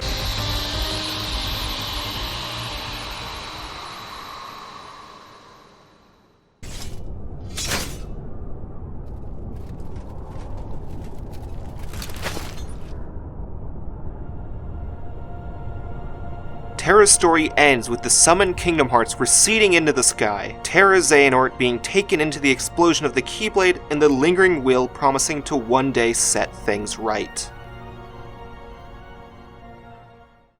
Aqua. Ven. One day, I will set this right. We then return to Aqua, who, after leaving Ventus in Castle Oblivion, finds who she thinks is Terra on the ground in Radiant Garden. She attempts to reach him, but Terra and Xehanort's memories are conflicting with each other too much. Terra Xehanort doesn't know who he is. Part of him wants to kill Aqua, while the other knows that she is a friend. Xehanort takes hold for one last fight against Master Aqua, playing Ansem the Seeker of Darkness's theme, signifying his transformation into who he is about to become, as well as summoning his stand, owner of a lonely heart. Aqua and the remnants of Terra's heart use the power of light to give Terra dominance once again. With only a short period in power, Terra uses that time to send his body and both of their hearts into the realm of darkness. Aqua dives in after him to prevent this fate, but she has to choose either herself or him. Of course, choosing Terra, sending her Keyblade armor with his body to save him, and leaving herself in the realm of darkness, apologizing to Ventus since she'll take a bit longer to wake him up. On the surface, Xehanort is awoken by Ansem the Wise and his apprentices, including Braig, where it's found that Xehanort has full amnesia besides his name, which he claims is Xehanort instead of Terra, setting himself up as an apprentice of Ansem to study hearts and darkness further. We as well see one last scene with Sora and Riku, where Ventus's heart finds light within Sora's, and slumbers there for the games taking place afterwards, as the light which connected to Ventus at the beginning of the game was Sora's recently born heart. All of this ending birth by sleep, with Terra as an empty husk of armor, Xehanort as an apprentice to Ansem, Aqua in the realm of darkness, and Ventus deep in slumber, his body at the Chamber of Waking, and his heart within Sora. Now, before we move on to as little as there is to say about Coded, I want to go over many pieces that only become clear with both games, starting with Ventus and Roxas's connection. As we learned, Roxas is not a normal nobody. He lacked memories of Sora and doesn't have his appearance either. Now, when Sora released his and Kairi's hearts at Hollow Bastion, Ventus's was also inside of him, which made the appearance of Ventus bleed onto Sora's nobody. Ventus's time in Sora as well explains the dual Keyblades. Each heart can normally only have one Keyblade. When Sora uses two, he's using both his own Keyblade that chose him and the one locked to Ventus's heart. Roxas for most of 358 used Sora's Keyblade while Xion used Ventus's through her connection to Roxas. And the period of time when Xion couldn't use Ventus's Keyblade was caused by her distance from Roxas because of his coma and her going off by herself right afterwards. Then, upon Xion's demise, Roxas gained back the use of Sora and Ventus's Keyblades, which turned into Oathkeeper and Oblivion because of Sora's memories messing with him. On a similar note, Vanitas' face morphed into Sora's because of the part of Sora that completed Ventus. And then, I know I never talked much about Unversed, and that's because they're really lame. Now, their name is meant to signify how they're not well versed in life, as they only have one negative emotion instead of a wide array of them. They aren't nearly as distinct from the Heartless as the Nobodies, which makes it pretty clear that their reason for existing is because they couldn't use Heartless. Remember from part 1, the emblem Heartless didn't exist until after Ansem's research, which means that by the time of Birth by Sleep, they'd only have a few designs they can use, which really isn't that interesting for a whole game. And speaking of Ansem, let's talk about him, Terra Xehanort, and Xemnas. As we now know, the apprentice Xehanort we knew previously was actually one body with two hearts within, Terra's and Xehanort's, with no memories outside of his name, which effectively makes him a new person. Now, when Xehanort turned himself into Ansem and Xemnas, he's done something interesting. Ansem is the Heartless of Xehanort's heart, as it's the one that dominated their persona, while Xemnas is closer to Terra's nobody, since it was without a doubt his body. Both of them retain memories of their time as Ansem the Wise's apprentice, while Xemnas has been slowly gaining and mixing memories of both Xehanort and Terra through his use of the Chamber of Repose, leaving Aqua's armor in there to remember her, and wanting to find the Chamber of Waking in Castle Oblivion because he's learned that Ventus slumbers there. And now one last term we want to update, Kingdom Hearts. Everyone so far has not known what Kingdom Hearts is, and I'm going to be honest, in the full series, we still don't really know what it is. However, summoning it has also changed. In Kingdom Hearts 1, Ansem thought he could create Kingdom Hearts by sending worlds to darkness. In Kingdom Hearts 2, Xemnas thought he could create Kingdom Hearts by fusing hearts together. Now in Birth by Sleep, Xehanort believes that having light and darkness fight will create the Keyblade, which will allow him to attain Kingdom Hearts. As we have already seen, it didn't work all that well, and I'm going to leave it just as that until the Dream Drop Distance video. Last thing before we get to Coded. So in this Disney Final Fantasy crossover, there might be something you've noticed as really missing, and that's Final Fantasy. The only two characters to appear are Moogles with some cute hoods in 358, and Zack. Moogles act just as shops like they do in every KH game, and Zack is kinda clearly here to remind PSP owners, hey, you should buy Final Fantasy VII Crisis Core. And yeah, I do really miss the FF characters, but they would have not fit into the covert story of 358, and writers have said in interviews that they decided against having young FF characters in BBS during development. Luckily, themes of Final Fantasy are still rampant in the games. Obviously, light and darkness, spell and item names, but a fun one is in 358. Every member of Organization 13 is based upon a pre-existing Final Fantasy class. Xigbar is a ranger, Larxene a ninja, Zaldin a dragoon, Saïx a berserker, Demyx either a dancer or a bard, and so on. It's the main way that sets the organization apart in all their appearances. You can actually play as all of them in 358's multiplayer mode, but y'all can figure out how to do that yourselves. I wasn't doing it for this video.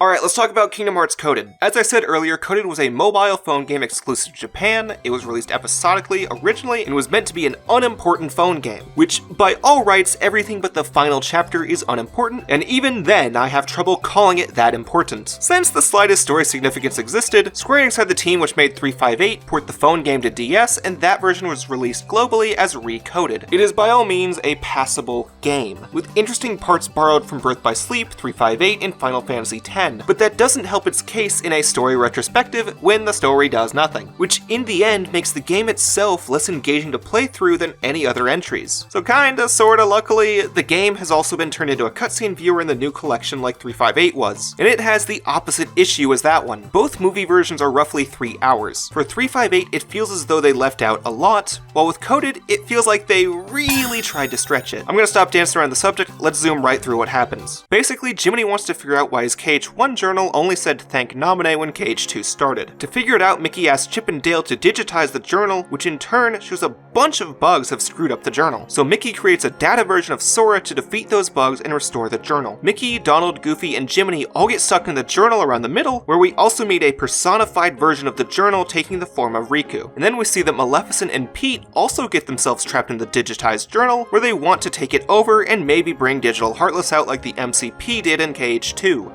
Guys, I'm midway through the game at this point. After restoring the KH1 part of the journal, Datasaurus sacrifices himself to get Pete, Maleficent, Mickey, Donald, and Goofy out of the journal, leading Maleficent to realize, hey Pete, let's find this book that won't be important until Kingdom Hearts 3. And then Mickey's gang on the outside notices that there's an extra chapter in the book about Chain of Memories. So they make a new Datasora and send him to Data Castle Oblivion, where Data Roxas and Data Naminé both tell them that the entire point of this journey was to find out if a real Sora is ready to save the 7 people undergoing the most hurt by testing a data version of him. Those 7 being Terra, Ventus, Aqua, Naminé, Axel, Roxas, and a girl no one can name. The Data Naminé deems this Data Sora ready to face the challenges of rescuing all 7 of them. Mickey then goes to tell Yen Sid about this little side adventure, where they realize that if Xehanort's Nobody and Heartless both perished, then the real Xehanort should come back. With this worry, Mickey writes his letter to Sora and Riku to make them aware of their purpose in Kingdom Hearts 3. Every plot beat of Coded is repeated in Dream Drop Distance, but better. The only thing you're truly, actually missing out on is Maleficent mentioning the book and some character interaction. And even then, most of the cast aren't the real characters, and if you're fiending for Donald and Goofy interactions with Mickey, have I got some shit to show you.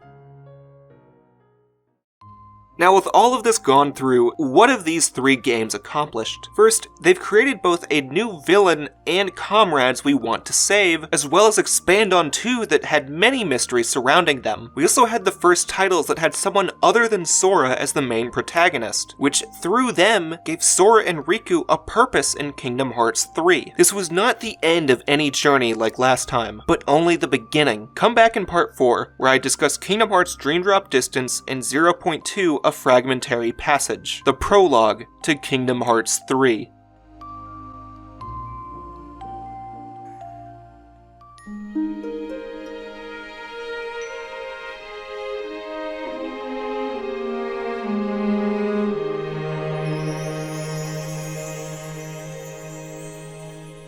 The 3 titles from the 2007 Kingdom Hearts project shook up the series drastically. Characters besides Sora took the spotlight, Chain of Memories became important, multiple innocents need a saving, and an old villain might have come back. A whole lot was set up by those 3 games. So it's time for Kingdom Hearts 3, right?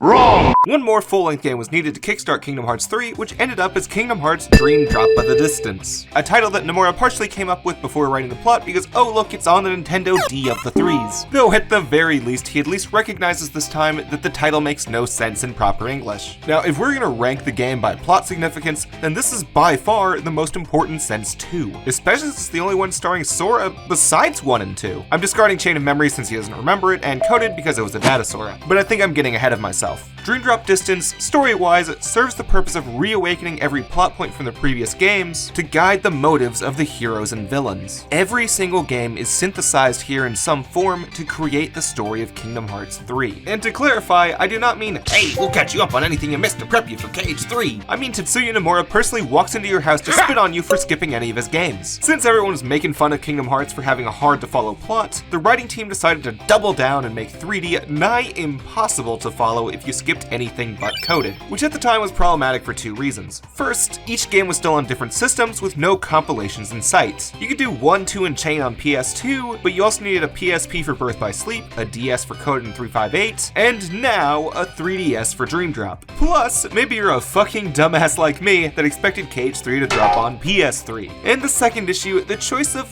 when the game released on 3DS. I'm not sure how many of y'all remember this, but the 3DS had an awful first year. Its launch included N64 remakes, a short Monkey Ball game, a butchered version of Street Fighter 4, Bust-A-Move, and Nintendogs, the last of which is notable for today's topic. That was pretty much it until Mario Kart 7 and 3D Land came out 9 months after the system's initial release. So the 3DS really needed to prove itself in 2012, and Dream Drop Distance was one of the big ticket games meant to do so. Cool for Kingdom Hearts fans like me, but difficult for disgruntled 3DS owners because of the purposefully self-referential narrative. You'll understand this as we go on, but this is not the same as skipping Chain of Memories before 2. If you skip Birth by Sleep or 358, Dream Drop's story is mostly gibberish, which again is not much of an issue today where it's sold with the rest of the sets, but it's important to have in mind for some of the choices Dream Drop takes in the narrative, as well as understanding the polarizing opinion KH fans have toward the entry. Dream Drop Distance is a direct follow-up to Kingdom Hearts 2, where Sora and Riku take their Mark of Mastery exam as requested in Mickey's letter. Said letter is explained by the past 3 games that I've already talked about for over an hour, which is why I'm not going to let this video be as long. So let's dive into Kingdom Hearts Dream Drop Distance.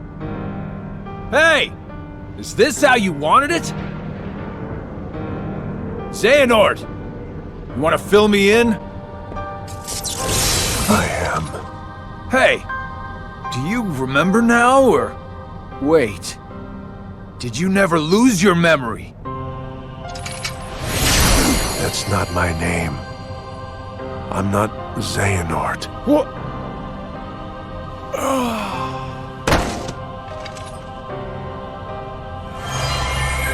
My name is Ansem. Dream Drop actually has 2 fake-out intros. The one you just saw with Xehanort and Braig, and then hard cut to a scene of Sora and Riku on the island talking about leaving on a raft. But unlike in KH1, they actually get on the raft. Hold it!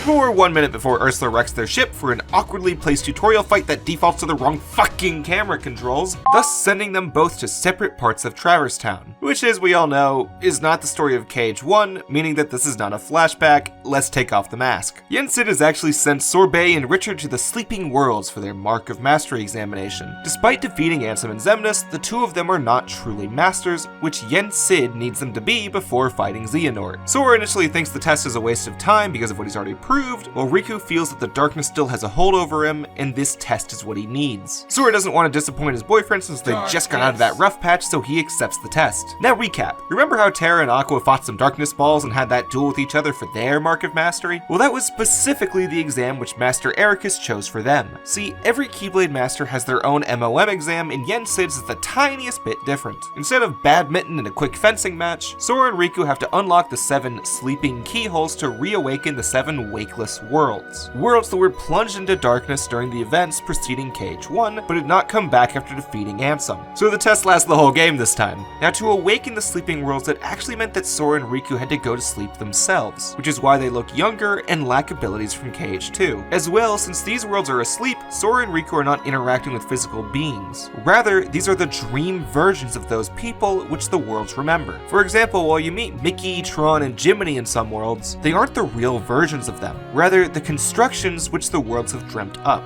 The world is recalling one of their visits and portraying them to Sora and Riku. Hence why these people treat Sora and Riku as complete strangers. Speaking of strange, Dream Drop has few returning worlds. As these worlds slumbered since before KH1, Sora and Riku never had a chance to visit them. The only slumbering world they had previously visited is Traverse Town, which takes upon a different role in Dream Drop. As I mentioned quickly during KH1, Traverse Town is where survivors go once their world is overcome by darkness, meaning it only needs to exist when darkness has taken too much of the land. Hence, Traverse Town does not currently exist and is currently in slumber, making it the first world in the game where Sora and Riku get new duds. Sora's with a funny X on him, and Riku with this cool little twisty heart. They're also both still younger, which is meant to represent how they both cast away their knowledge of their time with the Keyblade, thus reverting to their forms before the Keyblade. Additionally, Yen Sid explains that traveling through time can only happen if a powerful sorcerer sends them back to a time they were already at, which for Sora and Riku had to be right before Destiny Islands went to rest, thus why they are young. I also swear there was an interview where Nomura said he wanted Sora to look younger because it's a more iconic look, but I can't for the life of me find that interview. And why would that be the case if he's got the big ol' X on him anyways? I understand the idea, but some gameplay mechanics I'll get to later battle that narrative a tad. Upon their arrival in Traverse Town, Sora and Riku make contact with characters from another Nomura-produced game, The World Ends With You. Neku meets Sora, while Joshua meets Riku. I haven't played Twelve, but my brother said they're a lot less edgy here than in the original game. Riku can't seem to find Sora, but Joshua explains that there can exist two versions of a world on a separate plane from each other, and implies Sora's on the other side. Joshua's explanation is also meant to be somewhat faulty, so please just accept this for now. It'll be explained way better at the end of the game. Oh, sudden thing, my friend who peer reviewed the script also said this is a Twelve reference, so again, forgive my lack of knowledge.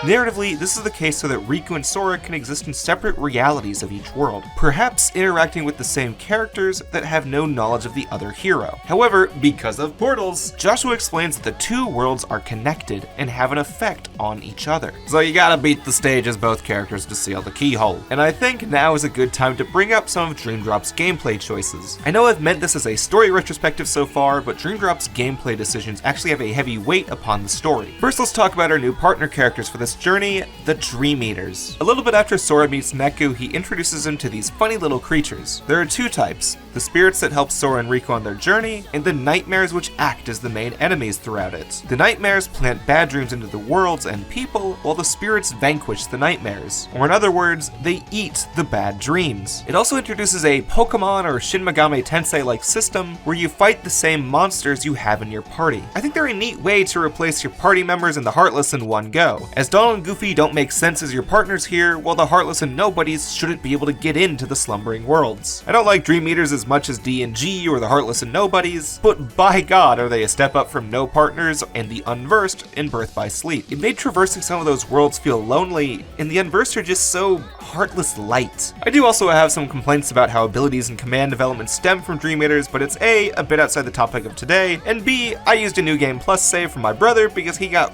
really into Dream Eaters, and that's the one thing you can carry over. Thanks, Aniki. While the Dream Eaters are here throughout the entire game as your partner and villain, they're not super integral to the story. There's one very major plot point near the end, but we're not about to learn about the origin of the Dream Eaters. Not in Dream Drop anyways.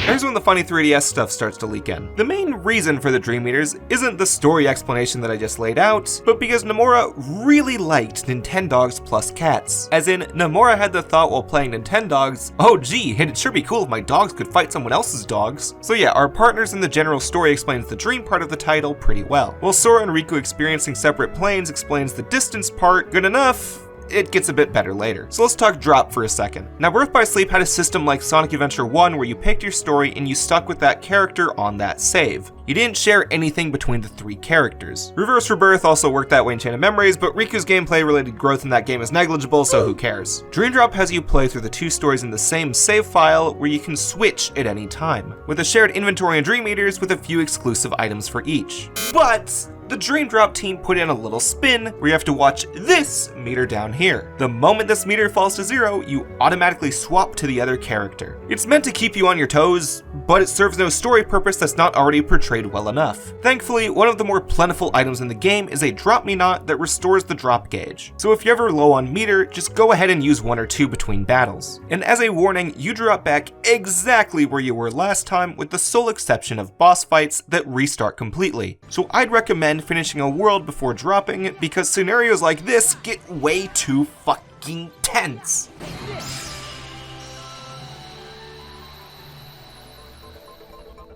Last gameplay stuff to go over is what the 3D did. To show off the depth offered by the 3DS screen, Dream Drop added both the dive mode and flow motion. Dives are essentially this game's replacement for gummy ships. Since they're traversing through dreams instead of real worlds, they don't need to go through space. Dives looked kinda cool on 3DS, but now they're just kinda normal looking. I mean, they're more fun than KH1's gummies, but not as good as 2's. Flow motion, on the other hand, is meant as an improvement of Sora and Riku's mobility. But I recall a magazine interview from years ago stating that 3D depth inspired it, so I'll mention it now. Flow motion lets Sora and Riku do some extreme jumping, gliding, grinding, and parkour type shit early in the game that adds to the circus aesthetic prevalent in many of the worlds. As is motherfucking Balloon. No early spell in any KH game is as busted as this shit. Don't know what to equip? Fucking Balloon. Don't know what job you want? Balloon salesman. Don't want to knock someone up? Just cast Balloon.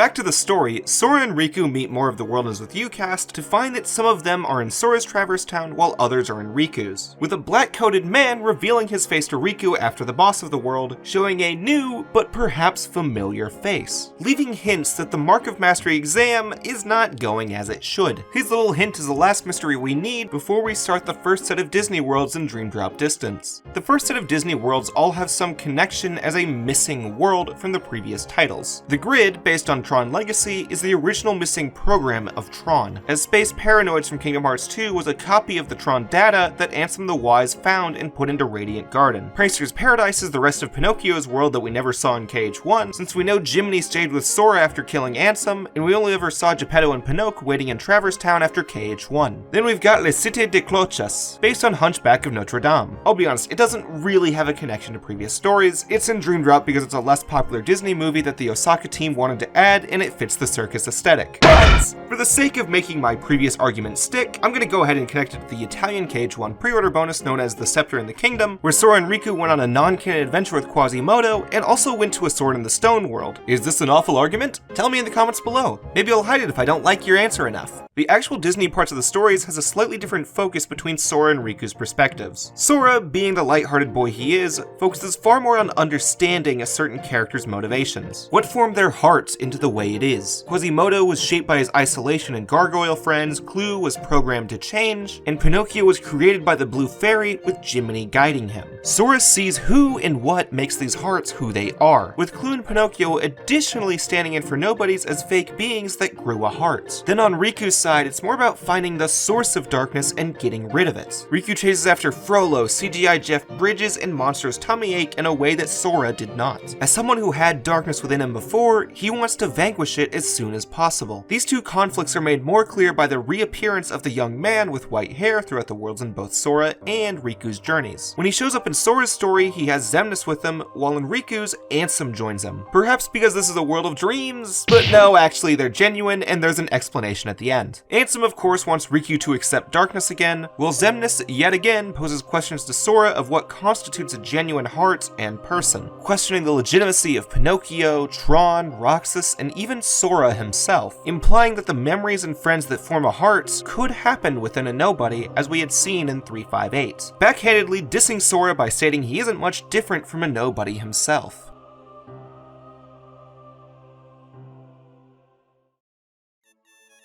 After those worlds, Sora and Riku return to Traverse Town again to find that the Twelve gang is still stuck in Traverse Town. They're at least back with their game partners, but they still have to win the Reaper's game to get home. Again, I have not played Twelve, I just know the basics of the story because my brother won't shut up about it for 15 years. Here, Dream Eater is causing havoc that SNR gotta stop. Additionally, through the mismatched timers on the Twelve characters' hands, Joshua theorizes that the worlds are not parallel, but completely separate from each other. If the worlds were parallel to each other, they would run at the same flow of time. Since they don't, Joshua theorizes that the two worlds are imagined by two different beings. Anyway, Sora and Riku chase the Dream Eater out of Traverse Town through teamwork in a difficult boss rush, starting up the second act of the game. The second set only has 2 more worlds. These 2 worlds go through the past of some of Mickey's adventures, one following Fantasia and another following the direct-to-video film Mickey, Donald, and Goofy the Three Musketeers. These 2 worlds offer a fun glimpse into Mickey's training years before becoming a king, and also slightly implying that he married into royalty, I think? Or maybe he and Minnie both come from royal families? I don't know, these worlds are just kinda good Disney fun with some character building for Mickey, Donald, and Goofy. During Fantasia, however, our white-haired boy shows back up in both visits, telling Sora that he's not part of the test, to go figure, and letting Riku know that him learning to control the darkness has made him useless to his goals, thus bringing to light an important aspect of Dream Drop's story. This is Riku's journey. From the start, 3D was going to have Riku as the only playable character, but Square had many requests to play as Sora again since it had been a while, so they threw him in too. It's why at the start Riku agreed to take the test immediately while Sora hesitated. Sora had already found light in the past few adventures, while Riku still had darkness inside him. This mark of mastery is him going through the final steps to accept and wield the darkness. Not only wield darkness, but wield it to protect the light, a use that Ansem, Terra, and no one else could accomplish. Riku succumbed to darkness, blocking his chance to use the Keyblade, and this journey is how he reclaims and accepts his power.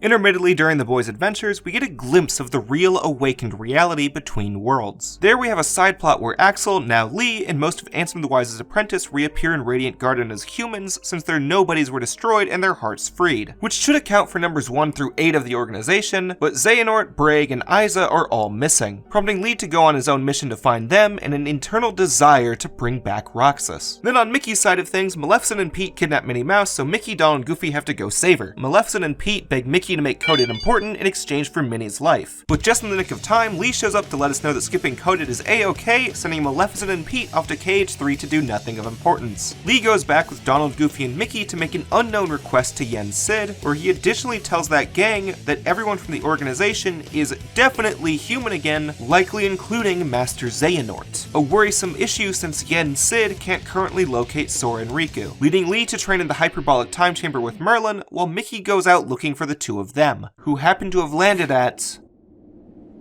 Wait, isn't this...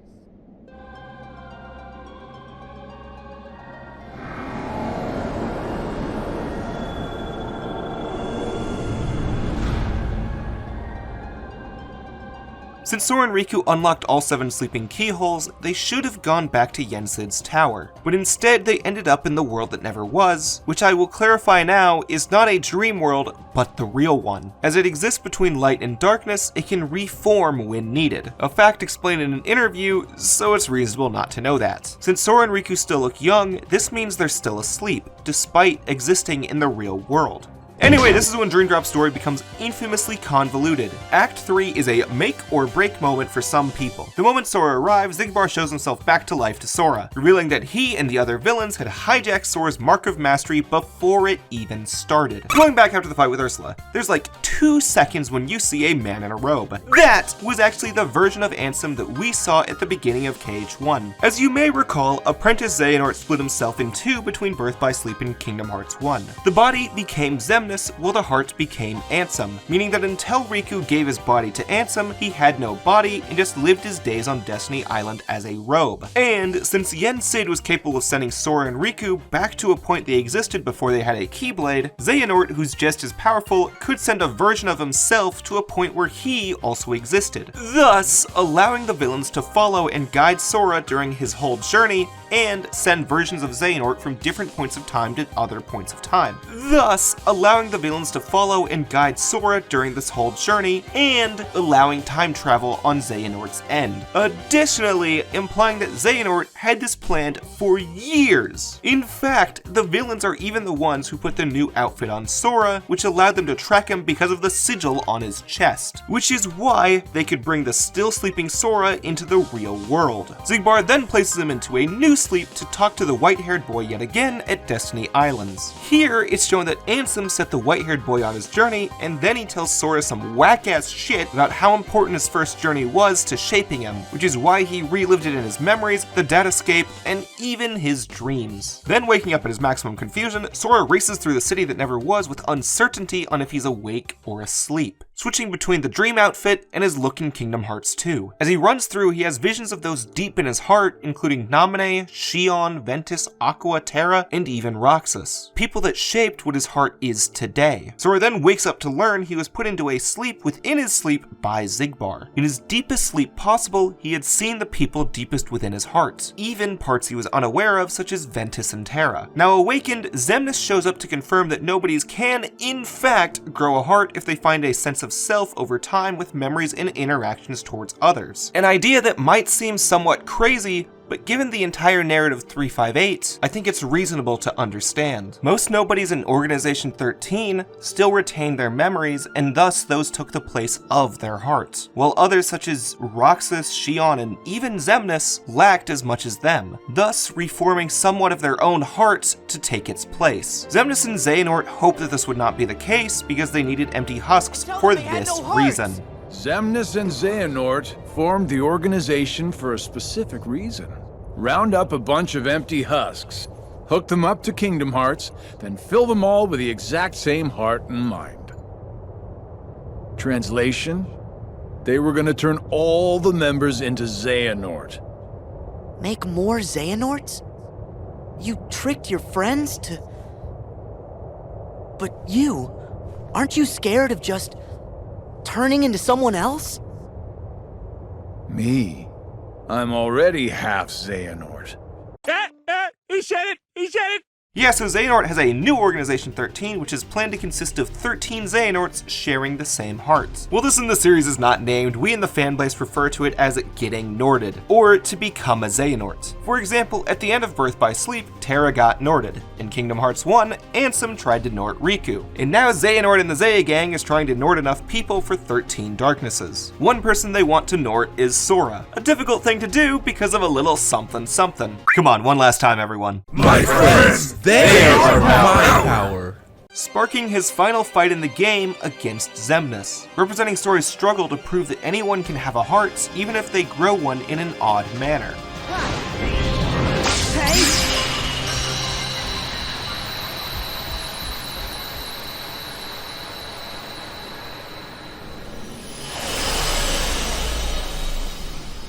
While Sora wins said fight, he wore himself down too much, letting the white-haired boy kidnap Sora and confirm who he is. A time-traveling young version of Xehanort. Sora's campaign ends with his heart entering a deep slumber and his body being stolen by the organization. Somewhat of a bad ending. Where am I now? So it's a good thing Riku still has a lot left. Riku races through the castle that never was to find a sleeping Sora at the top and a black-robed nightmare that has guarded Sora. After beating him, Ansem, the Seeker of Darkness, shows up to tell Riku that Sora is completely asleep at this point, with darkness taking hold of Sora's dreams. Additionally, Riku isn't still in the new outfit because he's asleep, but rather, the entire game, he has been inside of Sora's dream as a Dream Eater, thus explaining the Dream Eater emblem on his back. Then, Ansem does what you'd expect and absorbs Riku into darkness, which due to being inside of Sora's dream covered by darkness, means that Riku is going towards darkness within darkness. So I get it now. There's no point in trying to hold the darkness back. You know, when I look at you, there's this memory that flashes back. A secret I said I'd keep when I was little. The main reason I kept dreaming about seeing the outside world was because of him. Consume the darkness. Return it to light. You can try. Riku decides that no matter what he does, Ansem will always be within his heart. He can't hold the darkness back, so instead he will consume the darkness and return it to the light. That way he can save Sora and go back to the real world with him. Riku is not trying to kill Ansem in this battle. He hasn't been able to stop Ansem before. Instead, Riku is making it clear that as part of his heart, Ansem is part of the light. A light pretty hard to make him a part of because the second phase requires a precise loadout that deals with his powerful health decimating attacks.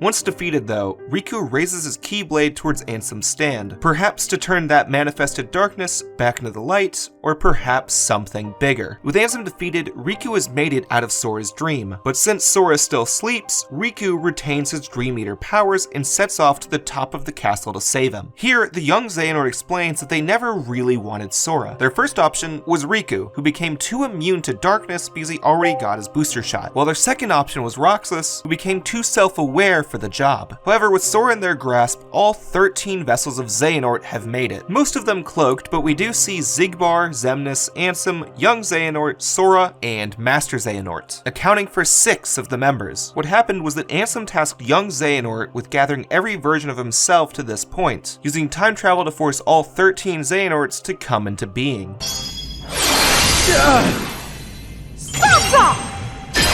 Right before Master Xehanort arrives, Mickey casts Stop, which stops most of the room. However, young Xehanort possesses a Keyblade with the power of time, allowing him to fight Riku. Beating him doesn't save the day, however, because every Xehanort still appears. So it's time for a big ol' revelation moment. Master Xehanort now explains that his plan of having one pure light and one pure darkness battle in Birth by Sleep was a poorly done plan he made in his eagerness. The only true way to form the Keyblade and summon Kingdom Hearts is to force 13 darknesses and 7 lights to clash. Xehanort and Maleficent Maleficent gathered the 7 pure hearts together in KH1 for this plan, as well as planned Organization 13 for his 13 darknesses. But neither of those plans went very well, which is why he has the contingency plan of the new Organization 13 and plans for Mickey to ready 7 new lights. This plan of Xehanort's will summon the actual real Kingdom Hearts if successful. A problem at this point, since the only guardians Mickey has at this moment is himself and Riku. With haste, Xehanort blasts at Sora to Nordhum, while Ansem and Xemnas take down Riku and Mickey, leaving no way for them to win.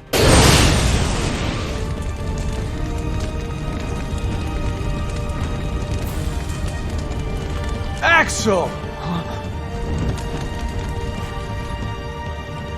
Axel? Please. The name's Lee.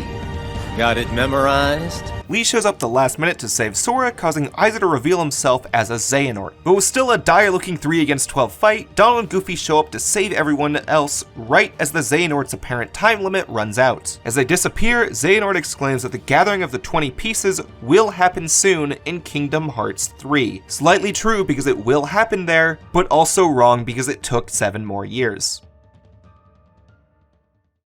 Back at Yen Sid's tower, Sora and Riku have returned to their real states. Despite this, Sora still sleeps, and Riku needs to wake him up by diving in. Riku should have what is known as the power of waking, meaning he is the only one that could do as such. If he can, he should pass his test. Within Sora's heart, Riku finds one last nightmare, the nightmare of Ventus's armor, the sort of final boss of Dream Drop Distance. I mean, he's not too hard besides a gimmick point at the end. I usually think of it as more of an epilogue battle since it lacks the weight of the last 3. Xemnas is Sora's final boss, Ansem is Riku's, and young Xehanort is the real final boss, which fits the narrative better with how those 3 showed up during the Disney Worlds. Either way, after defeating said nightmare, Riku finds himself in the deepest part of Sora's heart, where he finds Roxas, Xion, and Ventus. The 3 ask him questions needed to wake up Sora and prove himself as having the power of waking, with then a data version of Ansem the Wise showing up to give Riku information that could help him save the people Ansem wronged. Riku is about to leave in a success, but Ansem has one last wise question. Young man, I do not believe you ever told me your name.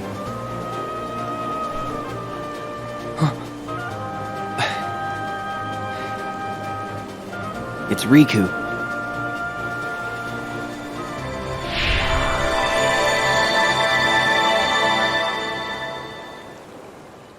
This final line here portrays the sense of self that Riku has found since the intro of KH2. He no longer feels chained to the identity of Ansem, but exists in the light he found through that darkness, and then wakes back up to find everyone wide awake and ready to hear Yen Sid's grades for the exam.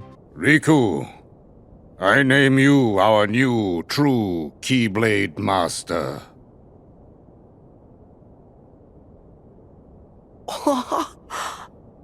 Way to go, Riku! Yeah? I knew you were gonna pass with flying colors! Yeah, Riku has now achieved the rank of Keyblade Master, and Sora did not. But not only does Riku become a master, Lee suddenly summons a Keyblade.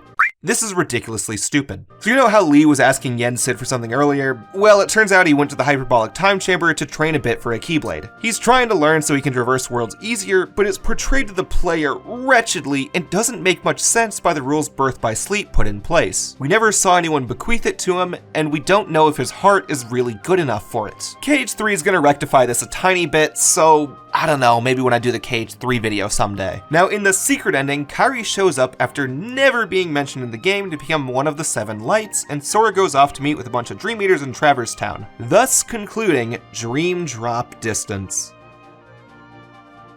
3D is the most confusing part of the series. It actively insults you for skipping previous games, and it makes the self-contained story confusing with time travel, dreams, dreams within dreams, and Tamagotchi minigames. Despite this, Dream Drop rewards you for paying attention. The sigil on Sora's chest, Riku's Dream Eater emblem, the rules of time travel, plots from the previous 6 games. They all have a hand in motivating the heroes and villains of the story. Even wrapping up Riku's story arc that he began in Kingdom Hearts 1 so well that in Kingdom Hearts 3 he has little growth. growth. With all of this, Dream Drop synthesizes those stories and terms to prepare the gang for Kingdom Hearts 3. So of all the games released between Kingdom Hearts 2 and 3, this is the one with the most weight to the story. It is not just a new game in the series, but the story prologue to Kingdom Hearts 3, which is why it's titled the final chapter prologue in the PS4 re-release of the game. So as I said in part 1, the series had a bunch of re-releases on PS3 and PS4, plus since part 1 it's been put on Xbox, Epic Games, and kind of on Switch. Though the Epic Games release is at a ludicrous price, I would not recommend. Anyway, as they went through the collections, they didn't have any games to initially pair Dream Drop with. And as the shortest game, it would be a little odd to put it on PS4 by itself 5 years after the initial release. So the compilation disc Kingdom Hearts 2.8 Final Chapter Prologue had 2 additional parts to it. The 1-hour film Kingdom Hearts Key back cover that goes over the important events of the phone game Kingdom Hearts Key, and Kingdom Hearts 0.2 Birth by Sleep, a fragmentary passage. An epilogue to Birth by Sleep following Aqua in the Realm of Darkness. However, it's also told from the narration of Mickey after Dream Drop Distance, so it doubles as a prologue for KH3 in not just the story, but gameplay as well. Because despite how important marketing makes it look,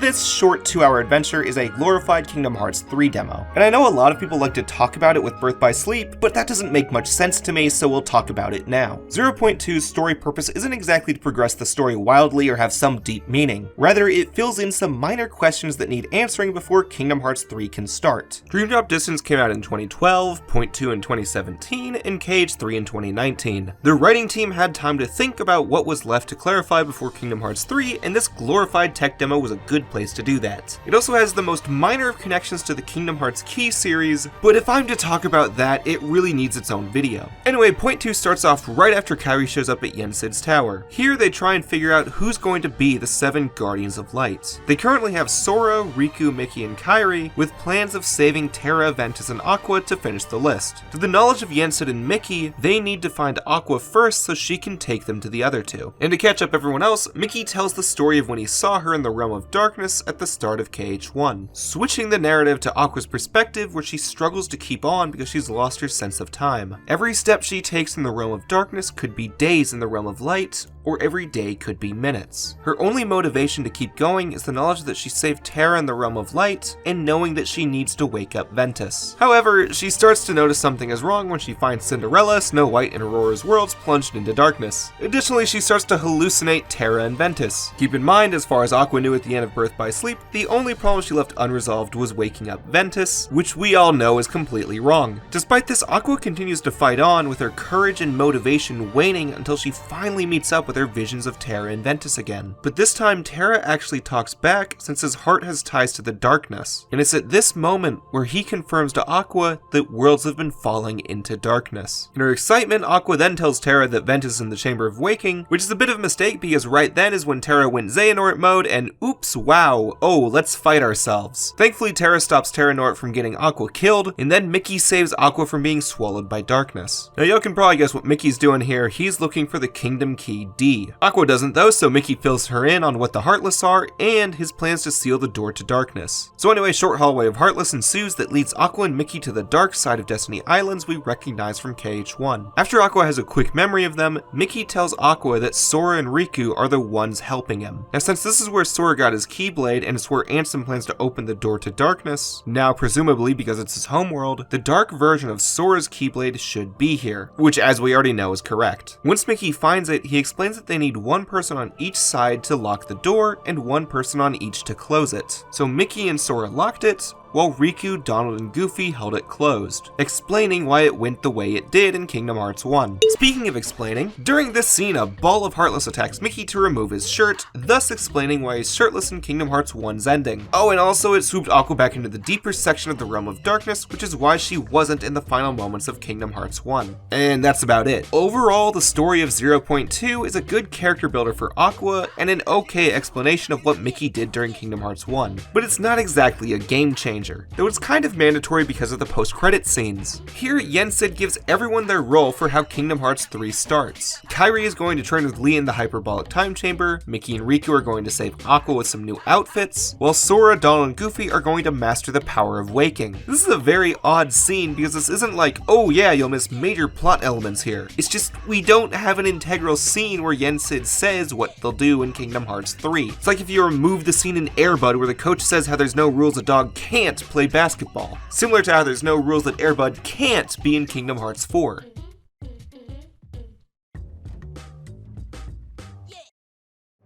Dream Drop Distance and the Little Bit 0.2 ad are meant to reawaken everything we already knew about for Kingdom Hearts 3. Every old piece of the puzzle has fit into the board, new pieces are ready for placement, and our heroes from Kingdom Hearts 2 have their plans. These games do not make sense without the context of what came before, nor should they. Most gaming franchises either reset completely for sequels or only reference previous titles a small amount to make themselves more accessible to newbies. Nothing stops you from playing Ocarina of Time without Link to the Past, and franchises like Shantae don't do more than just having characters from past games reappear. However, that's not a bad way to go about making stories and art pieces that often cost $20 to $60 each. Not everyone finds it worth it to play every game in a series to understand one entry, and that's fine. But there are some times when it's absolutely mandatory. Kingdom Hearts did something new and spent 13 years of games to set up for Kingdom Hearts 3, which to understand you need to follow the road it took. Reach out for new worlds, lose that which you remember, reunite with what you lost, re-examine the past for a new purpose, and reawaken to that goal. Kingdom Hearts took years of storytelling, character development, and world building to both connect and reconnect to the hearts of its fans.